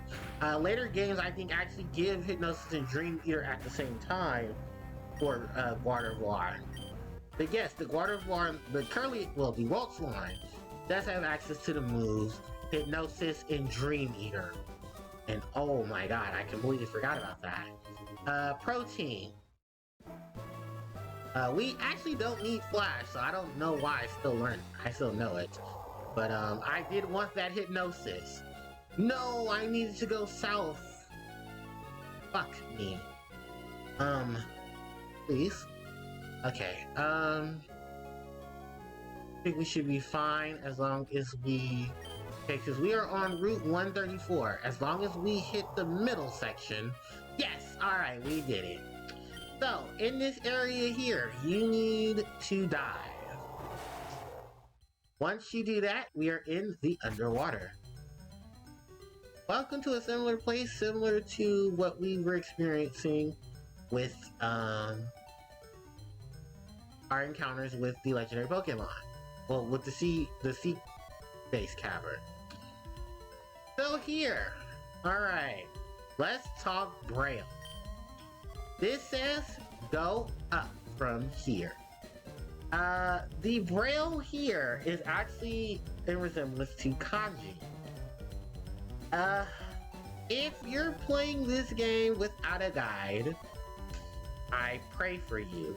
Which means I pray for many of the children who bought Ruby, Sapphire, and Emerald without a guide.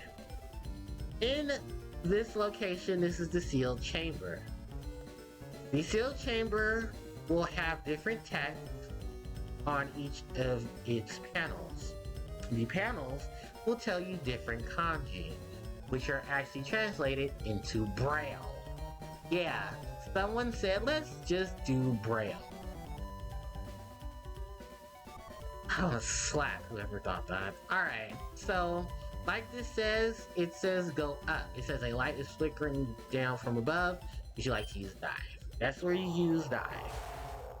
So, welcome to the sealed chamber. Here you will see different texts of Braille that are on these mountains. Yeah. These first ones will say A-E-I-O-U, Ni, Ne, Nu, Ni, No, Ya, You, Yo, Ha, Ki, Ku, Ke, Ko, Ha, He, Fu, He, Ho, Wa, Sa, Si, Shu, Se, So, Ma, Mi, Me, Mi, Mo, Ha, Chi, Su, Se, To, Ra, Re, Ru, Ri, Ro. Yeah, those are the Japanese Romanized sets of sounds and pronunciations for the kanji. Yeah, this is what they teach you here, is kanji. Weeb. Yes, I know. I'm Weeb. Thank you. Welcome to the party. Alright, this back pedestal. If you're playing Ruby version, Ruby, Sapphire, Omega Ruby, or Alpha Sapphire, first comes Relicanth. Last comes Wailord. If you're playing Emerald, first comes Wailord. Last comes Relicanth. This tells you need the Pokemon Relicanth and Wailord. First comes Wailord, then Relicanth comes last. And I think you're supposed to wait here? Do I have it reversed? Is it supposed to be Relicanth then Wailord? Oh, maybe that's it. Oh. Huh. Well, I have it in the right position.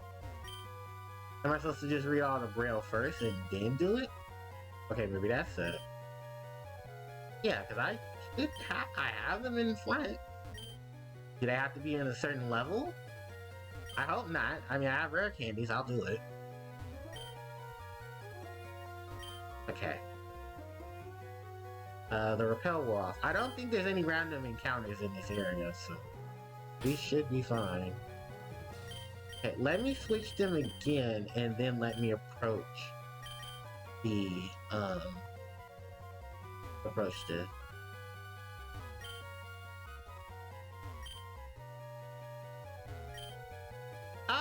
I'm sorry, I read this wrong. No, this is the first chamber. Says dig a hole. Oops, my bad. So, dig a hole.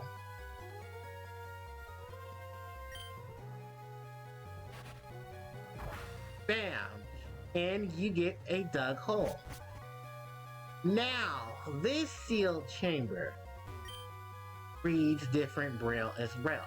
So, from bottom right to top left.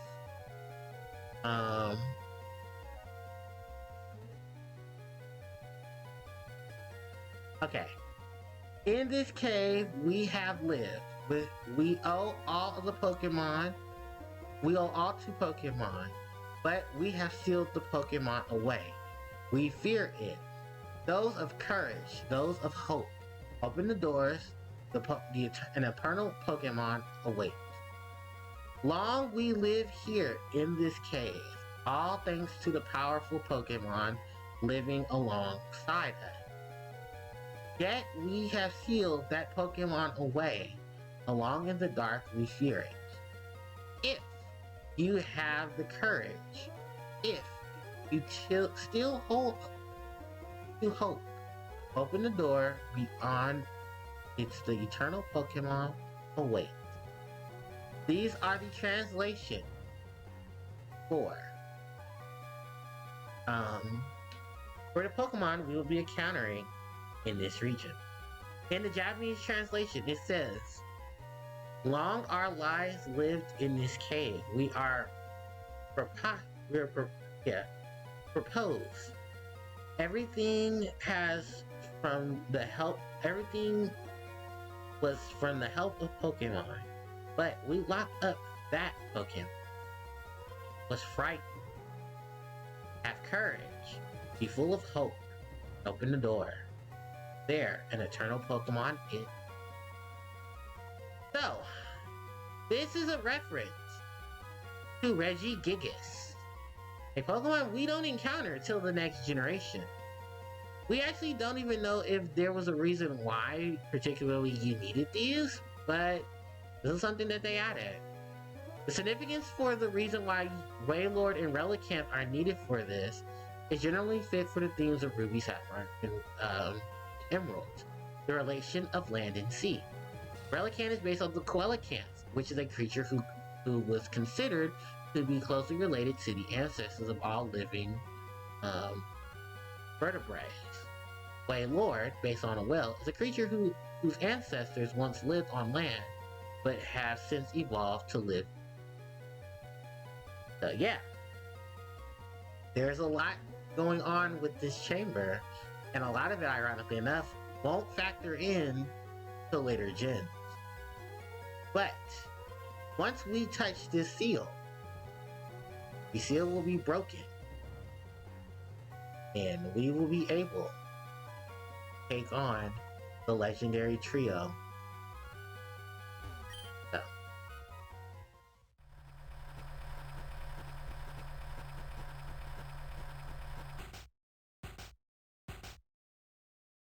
it sounds as if a door opens far away. So, ladies and gentlemen, that is the indication that we can now encounter the Regis. Fun fact, I'm actually properly leveled for the Regis. I said I'm a higher level than all three of the Regis that are in this game. These are known as the legendary Titans. Each of them represents minerals. It's funny though, because the history of these Pokemon are actually related to how life itself is in this world. Also, before I leave and go any fucking where, hold on, I'm gonna put a repel on. There is a trainer of interest actually in this particular area. Oh, there's two trainers here. To the right, to the left is the trainer of interest. That is a dragon tamer. The trainer to the left, ironically enough, I actually don't even know why she's here, but that trainer there is actually a female trainer. She's probably a cool trainer if I'm not mistaken. But these are that she's probably added because, you know, Ruby Sapphire, Emerald version. Hey, we need 2 trainers. Bagon and Main Trick. Okay, so we don't have too many problems. But yes, the trainer of interest here is the Dragon Tamer Nicholas. He has a Bagon. This is probably the first time you'll see a Bagon outside of maybe running into one of the Dragon Tamers if you went back to, not Fortree. If you go back to, Meteor Falls. But yeah, Bagon's here. If you have not encountered Bagon at this point. Excuse me, the pre-evolved form of the pseudo-legendary of this generation. Because he is the pre-evolved form of, our boy, not for alligator, Salamence. Salamence is not my favorite Pokemon. Don't no one be surprised by me saying that. But oh, my Psychic actually did something good. But I'm gonna go take this flash off of Water because I didn't actually know there. But yeah, I do believe he will give you. Oh, his name isn't Nicholas. Let's talk to him. Pause while doing my training. Oh, okay, so I guess Nicholas is the only one that we get the encounter with. But yeah, that trainer, he will have, fighting type Pokemon. And, I mean, dragon type Pokemon. He'll have only a Bagon. But, yeah, we're back to Slateport City. Welcome to Slateport City, ladies and gentlemen. Alright, so now that we're in Slateport, we can actually heal. And then I'm gonna go back to Lily Cove, because I'm gonna move this Flash off of my beautiful Water Wash so it can learn Dream Eater. Too bad, because this is not Generation 6, where that would have been Hypnosis, Dazzling Gleam, or Moonblast, Dream Eater, and Magical Hypnosis, Psychic, Dazzling, and Thunderbolt. Yeah, I completely forgot here. So, the Reggies. Regirock, Registeel, Regice. I'm sorry, Regirock, Registeel, Regice, Registeel, Regirock. The Titan, the legendary Titan. These things are huge if you've ever seen them in 3D. They're fucking gargantuous. Actually, if you've seen them in the game, in the anime, they're fucking huge. There's a lot I have to unpack here, because, oh my god. We're gonna be taking on the Reggies, and I'm kinda glad Watervar learned Psychic, Hypnosis when she did. Let's see. A Beautifly knows Sunsport. Because actually, we're gonna take on a Reggie. We're actually close to a Reggie, if I'm not mistaken. So all the Reggies, for those who wanted to know, all the Reggies are located in the Hoenn region. In Sinnoh, you can also find them there too, particularly in certain locations where there's going to be a hole where they are. And you're actually going to be able to get health items to increase your move set against them. What am I looking for? But their platinum Starmie. I forgot I need Surf. For those who also wanted to know what's up with that, yeah. Regirock, Registeel, and Regice are all subjugated to sorry, because I'm blanking. They're all subjugated to. They're all in the They're in multiple places. They're in the Hoenn region. They're in the Sinnoh region. Oh, okay. Sorry, I went to the wrong house. They are also in the Unova region. They're locations in the Unova region where you can actually encounter Reggie Rock, Reggie Steel, and Reggie Ice. Bye, Flash. Alright. And thank God. Okay. While we're here, why don't we go ahead and just give Watervar 9 rare candies so Watervar can learn Dream Eater. Because yeah, we're gonna be learning Dream Eater. We have Hypnosis, we have Dream Eater, we're gonna have Sleep Powder. I can even rock a Sense Spore if I need to. I can kick Ninkata off the party.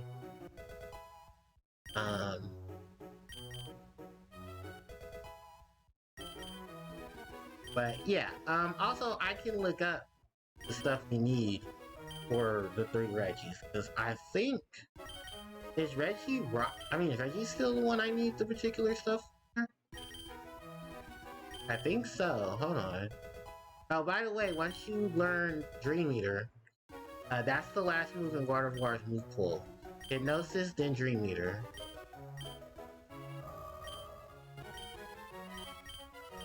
Here, by the way, yeah. Dream Eater takes one half of the damage inflicted on the sleeping Pokemon. Yeah, that's you gaining the HP. Hypnosis, a hypnotizing move that may induce sleep. 60% accuracy, the only 100% accuracy sleep move, ironically enough, happens to be Spore. Which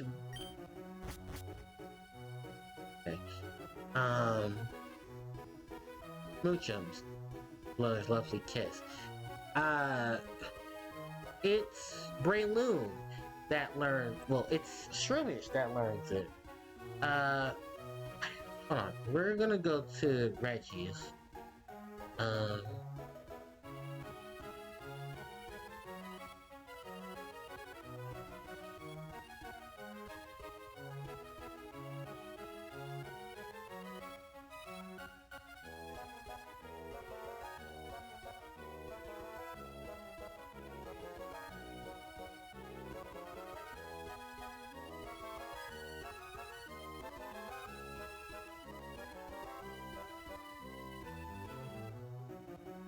Okay, let's...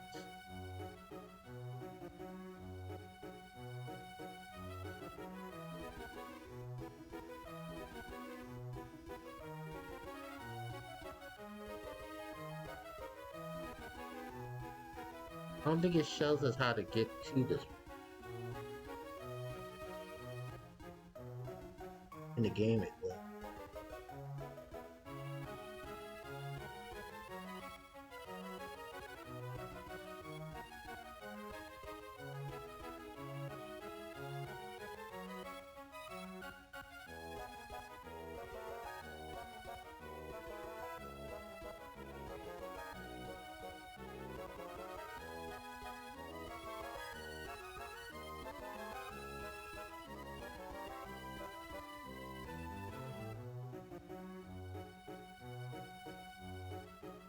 Oh, god damn it.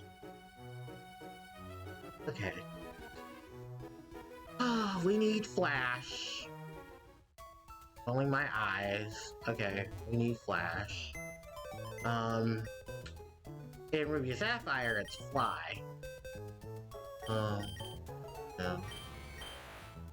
Heck. I need a Pokemon who's doing Flash. I'm not giving it back to Waterboy. Pardon me. Ninkata, can you learn Fly? I'll try it. Learn Fly. Yeah, Ninkata can learn Flash. I'm not using Ninkata for anything else important. Boss Light, Dig, Mud Slap, or you know what? Because it's the weakest of the moves here. Mud Slap. Alright, so we're actually going to an area I have not, a part of an area that I've been to, but we haven't been to that part of the area. So we're going to go to the west of Lily Cove. You can also enter this area via the southeast, leading from, okay, leading from Fortress City. So, when we heard the doors open, we heard formidable sounds. Actually, we can get this item now, huh? Oh, it's Carbos. This is where. Okay. So, earlier on, we remember hearing the doors, some doors open. They're going. Yeah, that is because doors have now fully opened on Route 105, Route 120, and Route 111. This is what we've been waiting for. Oh, there's a Rune Maniac here. Actually, I want to take him on. Excuse me for a minute, I'm going to beat up an old man.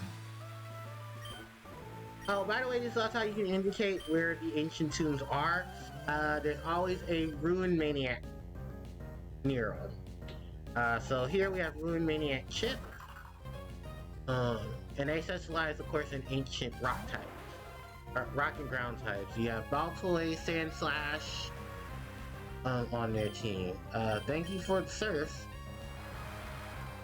And then, alright. Yeah, this won't take long. Sandshrew and Boar. And also, shoutouts to the fans of the Sandshrew line, because you guys didn't get a move set of a really good ground type move till Gen 5. Because other than Rock Tomb, you're not hitting Sandshrew with anything ground type. Like, you literally have to teach him Dig. Oh, and Sandslash. You can, I do believe you can rematch the Rune Maniacs. Or if I'm not mistaken, I think only one of the Rune Maniacs rematch you. And I think it's either the one on the sea or it's the one in the desert. Because I don't think the one here in the forest is gonna rematch. If he does, hey, congrats. What a disgraceful setback. You suck, yeah, we know. Okay, so yeah, it's not him. We're gonna switch Starmie back for Gardevoir. That giant rock, I would like to believe that is indeed an ancient ruin, but I see no income. That's because you weren't smart enough. So, Ancient Tomb number 1, we're gonna save. Oh, we're gonna save.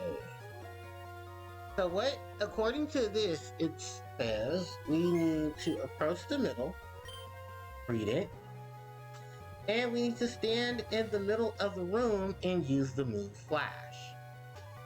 Now, if you would like me to read what's on the braille, I'm more than happy to. 1 second.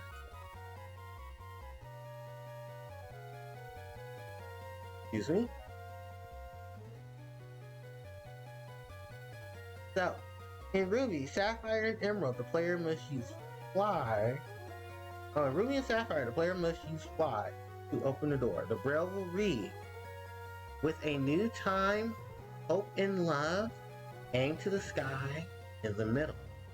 In Pokemon Emerald, the player must use Flash in the middle of the room, and the braille will say, those who inherit our will, shine in the middle.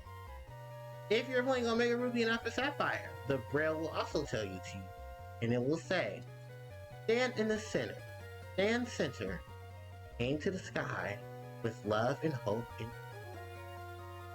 Alright, so, because we're playing Emerald version, we stand here in the middle, and we... Alright, we have now opened the seal to this Pokemon.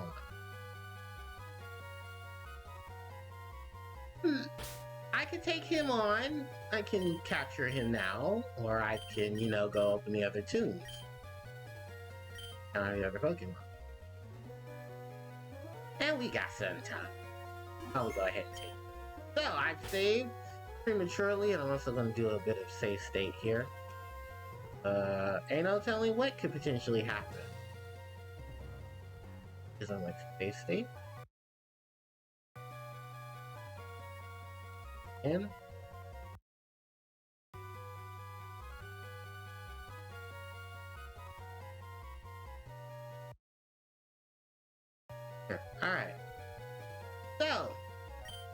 It's time to uncover the Titan of Steel. Ladies and gentlemen,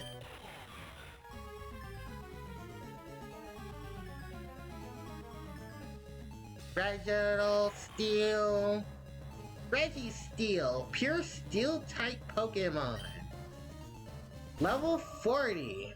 Hold on. Probably have to actually get to this Pokemon. Level 40 with clear body force ability, meaning that it cannot have its stats lowered.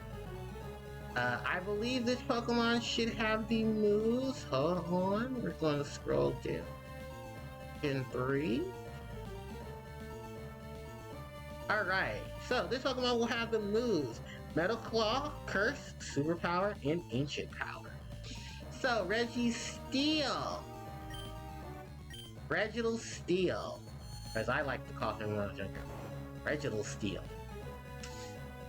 This is your first of the Titan. This Pokemon is weak to fire, ground, and fighting.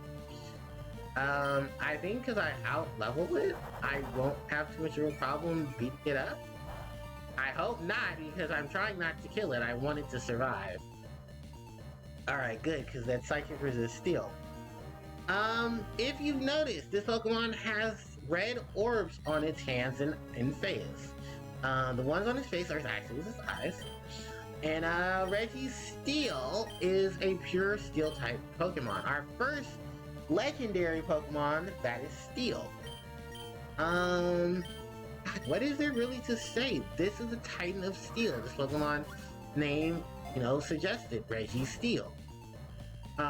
Registeel may not look like such an upbeat Pokemon, but for its typing and what it does, it's actually a pretty decent Pokemon. That was a superpower. That was a fighting type move that has the chance to reduce the Pokemon's special defense and physical defense. Yeah, we're gonna be here for a while because trying to catch a legendary Pokemon. Especially when, you're 20 levels ahead of it and you don't want you outright kill it. You actually want to catch the Reggies. So the Reggies, not ironically named after Reggie Fils-Aimé, who was the president of Nintendo till 2019. I think, president of Nintendo America. From I want to say 2004 to 2019. Yeah, that's how long Reggie was our North America president for Nintendo. I would like to think that maybe they named these Pokemon in of Reggie himself. Because, his name is Reggie. They're Reggie Steel, Reggie Rock, and Reggie Gigas, Reggie Ice. There are also 2 new Reggies. Yeah. So to depict Reggie Gigas is a normal type Pokemon. Reggie Gigas is one of the strongest of the Reggies because Reggie Gigas is level 70 if you encounter him in Diamond and Pearl. He's level 1, no joke, he's level 1, and oh shit, that's not good, you raised your attack power. He's level 1 in Platinum for some dumbass reason. But yeah, the Reggies, these Pokemon are extremely powerful. They're the Titans, as going to lore. Each of these Pokemon were created as a way to harmonize the energy that was in Reggie Gigas. But whenever the world needed Reggie Gigas, the 3 were to harmonize and awaken Reggie Gigas from his sleep. You actually see something of this in Pokemon in Generation 4's anime for Diamond and Pearl and Platinum, for Diamond and Pearl. Because the frontier brain of the battle pyramid, like Byron. He is the only trainer in the series to use Reggie Rock, Reggie Steel, Reggie Ice, and I even believe he's caught Reggie Gigas. I'm actually quite shocked because I wouldn't be surprised if they did do some of the side stuff in the Pokemon anime and actually have Byron and Ash meet again. Since Byron and Ash did have an encounter with each other. For those who don't know, Byron was the last frontier brain that Ash had to take on. Ash did beat Byron, ironically enough, with the help of Ash's old friends, Bulbasaur, Squirtle, Charizard, and Pikachu, the OG Yellow Team. Squatted up to help Ash get his team. So, yeah, I mean, to get his final Frontier medal. You know, it was a really cool resemblance, and I think it was a great way to help in the series in terms of Generation 3, because Gen 3's anime ran for, I think, probably one of the longest sets of the series, because they went through everything. Ruby, Sapphire, and Emerald, I want to say, tied for the longest with Diamond and Pearl's anime. Just because of how much stuff they wanted to put into those games and how much of an emphasis they did. Because it's a rare occasion where the anime and the games were actually really good. Despite the fact that I think there were a lot of issues with Fire Red and Leaf Green, and I'll talk about that when I talk about that. But I did enjoy what was of the Hoenn region in terms of Sapphire. In terms of playing Emerald, I knew someone who had Emerald, and I did get the chance to get a hand on Emerald, to play a bit of Emerald.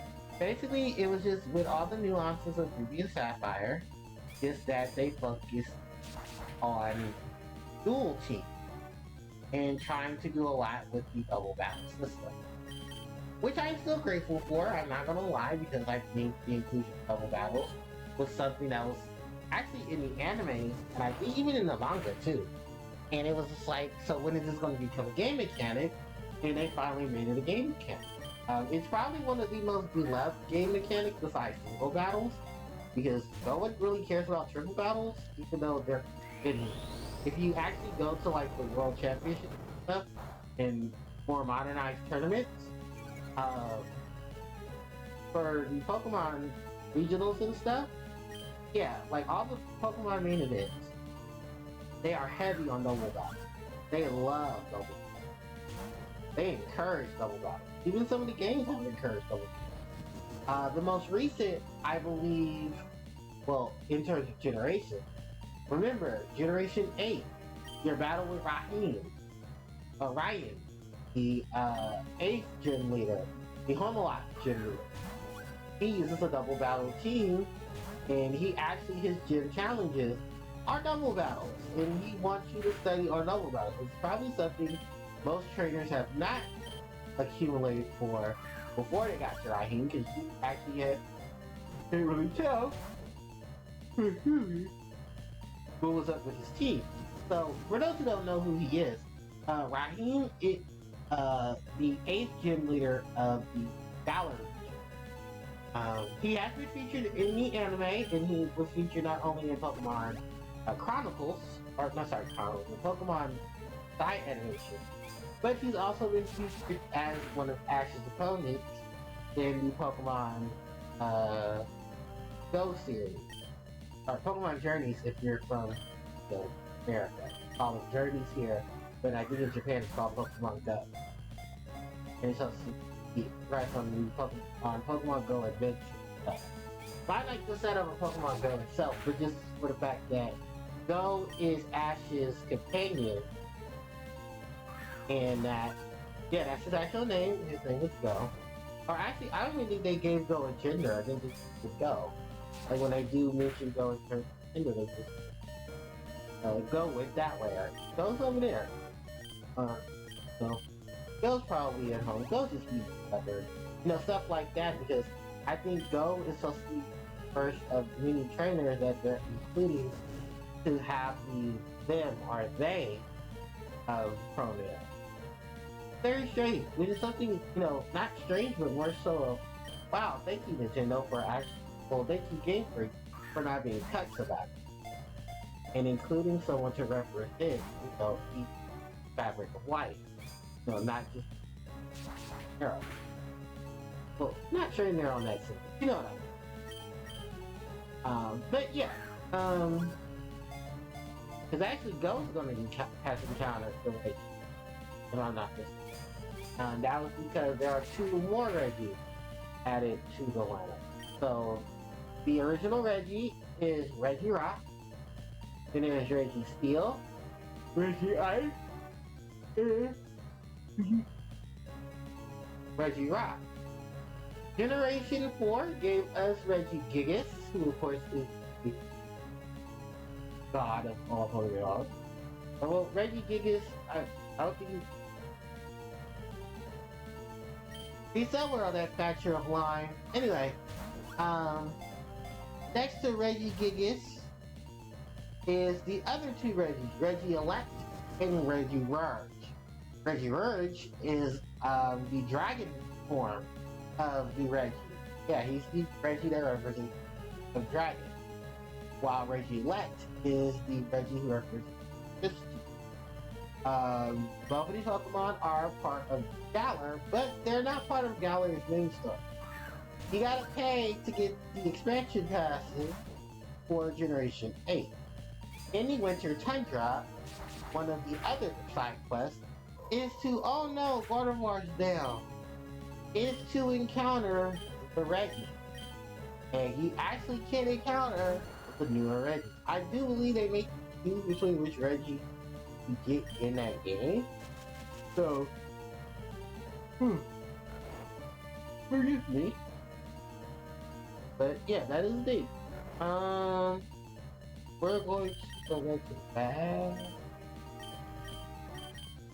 I'm going to use a revival bunny special so that I can bring back Water Voix. What's a battle school? Just to see. It's been long enough. Let's not check the power of all that. In battle with this. Why? But so close. Alright. But yeah, that's the reason why I bought plenty of timer balls, because they're really good when you can stay here for fucking hours trying to catch the Pokemon. Luckily enough, Metal Claw, I'm gonna do let's do Vileplume, because Vileplume is poison with grass. So in fact, I'm glad I actually did pull away for the poison move, because I just thought about it, stealing me the poison. It's so crazy because when you think about it, right? Okay, sorry, I needed to yawn a bit. Heal is actually a common weakness which will resist poison. You know, because I can. Hey,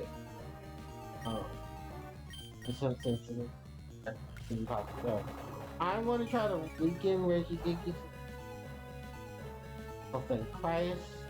Also getting back some home. Alright. Just gonna keep checking Pokeballs at it. Actually, I want to go.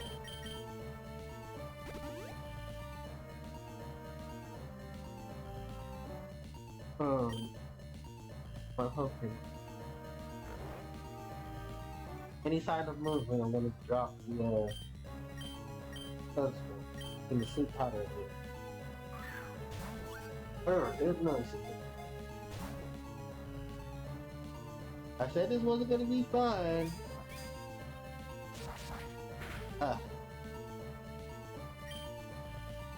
Also, I love this music right here. This is Call of the Titan. This is for battle against Reggie Rock, Reggie Steel, and Reggie Rock. Reggie Rock, Reggie Ice, Reggie's. I actually wouldn't be surprised if maybe in some development stuff they were planning on making Reggie Rock. Okay. Yeah, I think they need another overseer of the Reggies. You know, to fit in with everything. I actually wouldn't be too bad if they made a couple of, yeah? Not really. Fire pool. It's still up. Sleep powder. Active.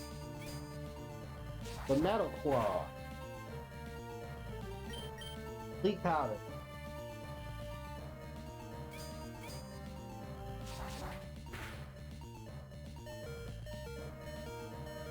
Damn it.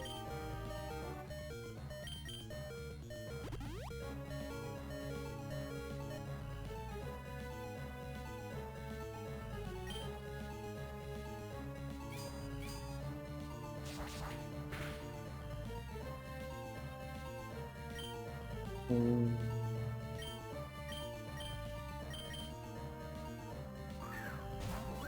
Oh my god. And just imagine, this is only one. I still got the other two. I gotta deal with Reggie Rocker.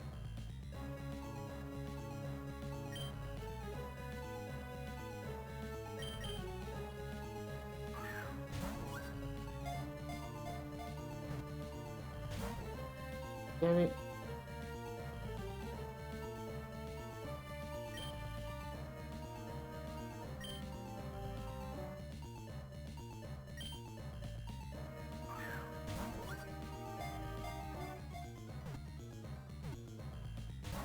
Damn it. Mm.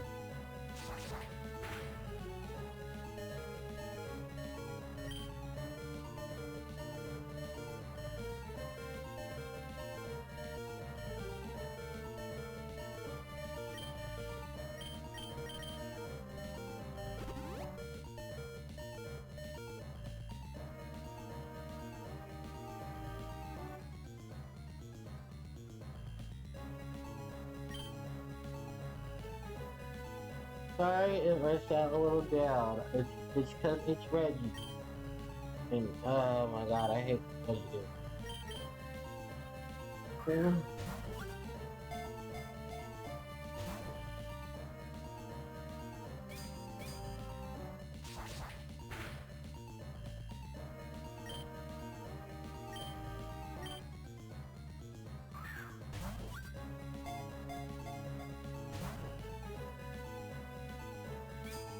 Fucking metal claw.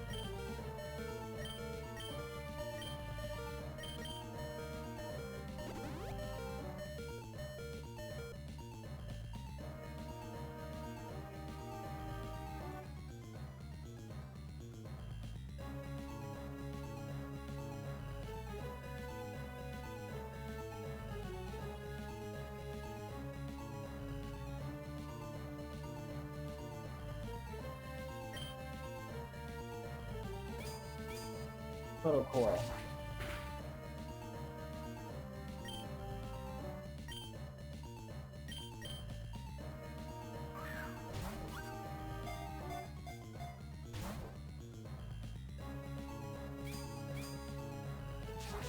I'm so glad the other two are not much of a...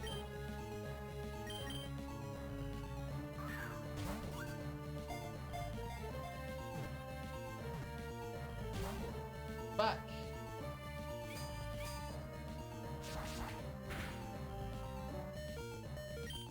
But fuck it, Vileplume dies, Vileplume dies.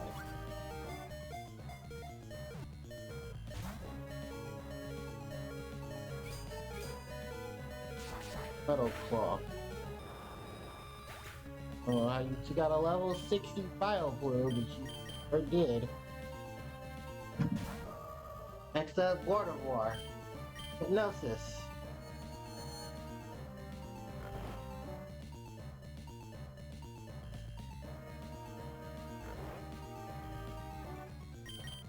Mm-hmm.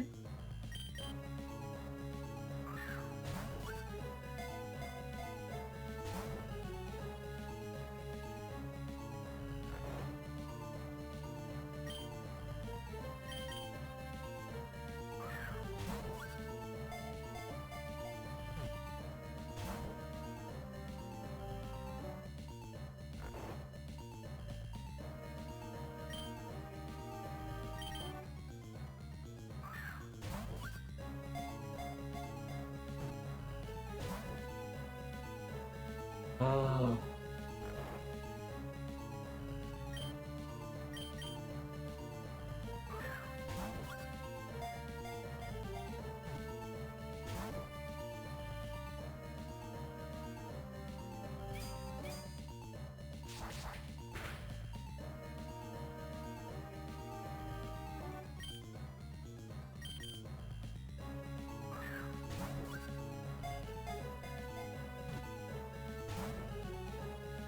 Oh.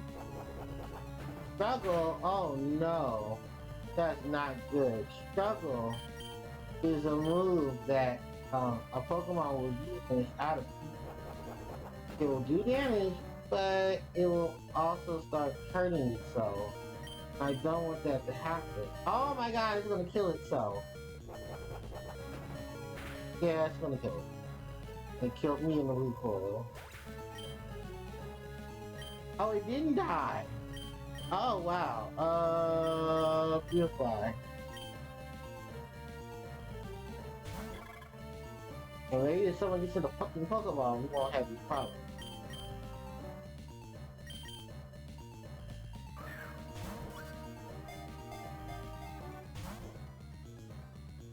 It's gonna try to use that. Okay, well, it killed itself. So, I'm gonna go save state. Alright, well, because of what happened here, we're not gonna do this shit again. Till next week! Yay! So, yeah, we'll be back. Well, I'll be back for more Pokemon Emerald. Because holy fuck, that took us 35 minutes. And I went through all my goddamn balls. So, no, we're gonna say that for next. So, thank you to everyone who's still here, and holy shit. Yeah, it's a 4-hour stream. What I do long streams.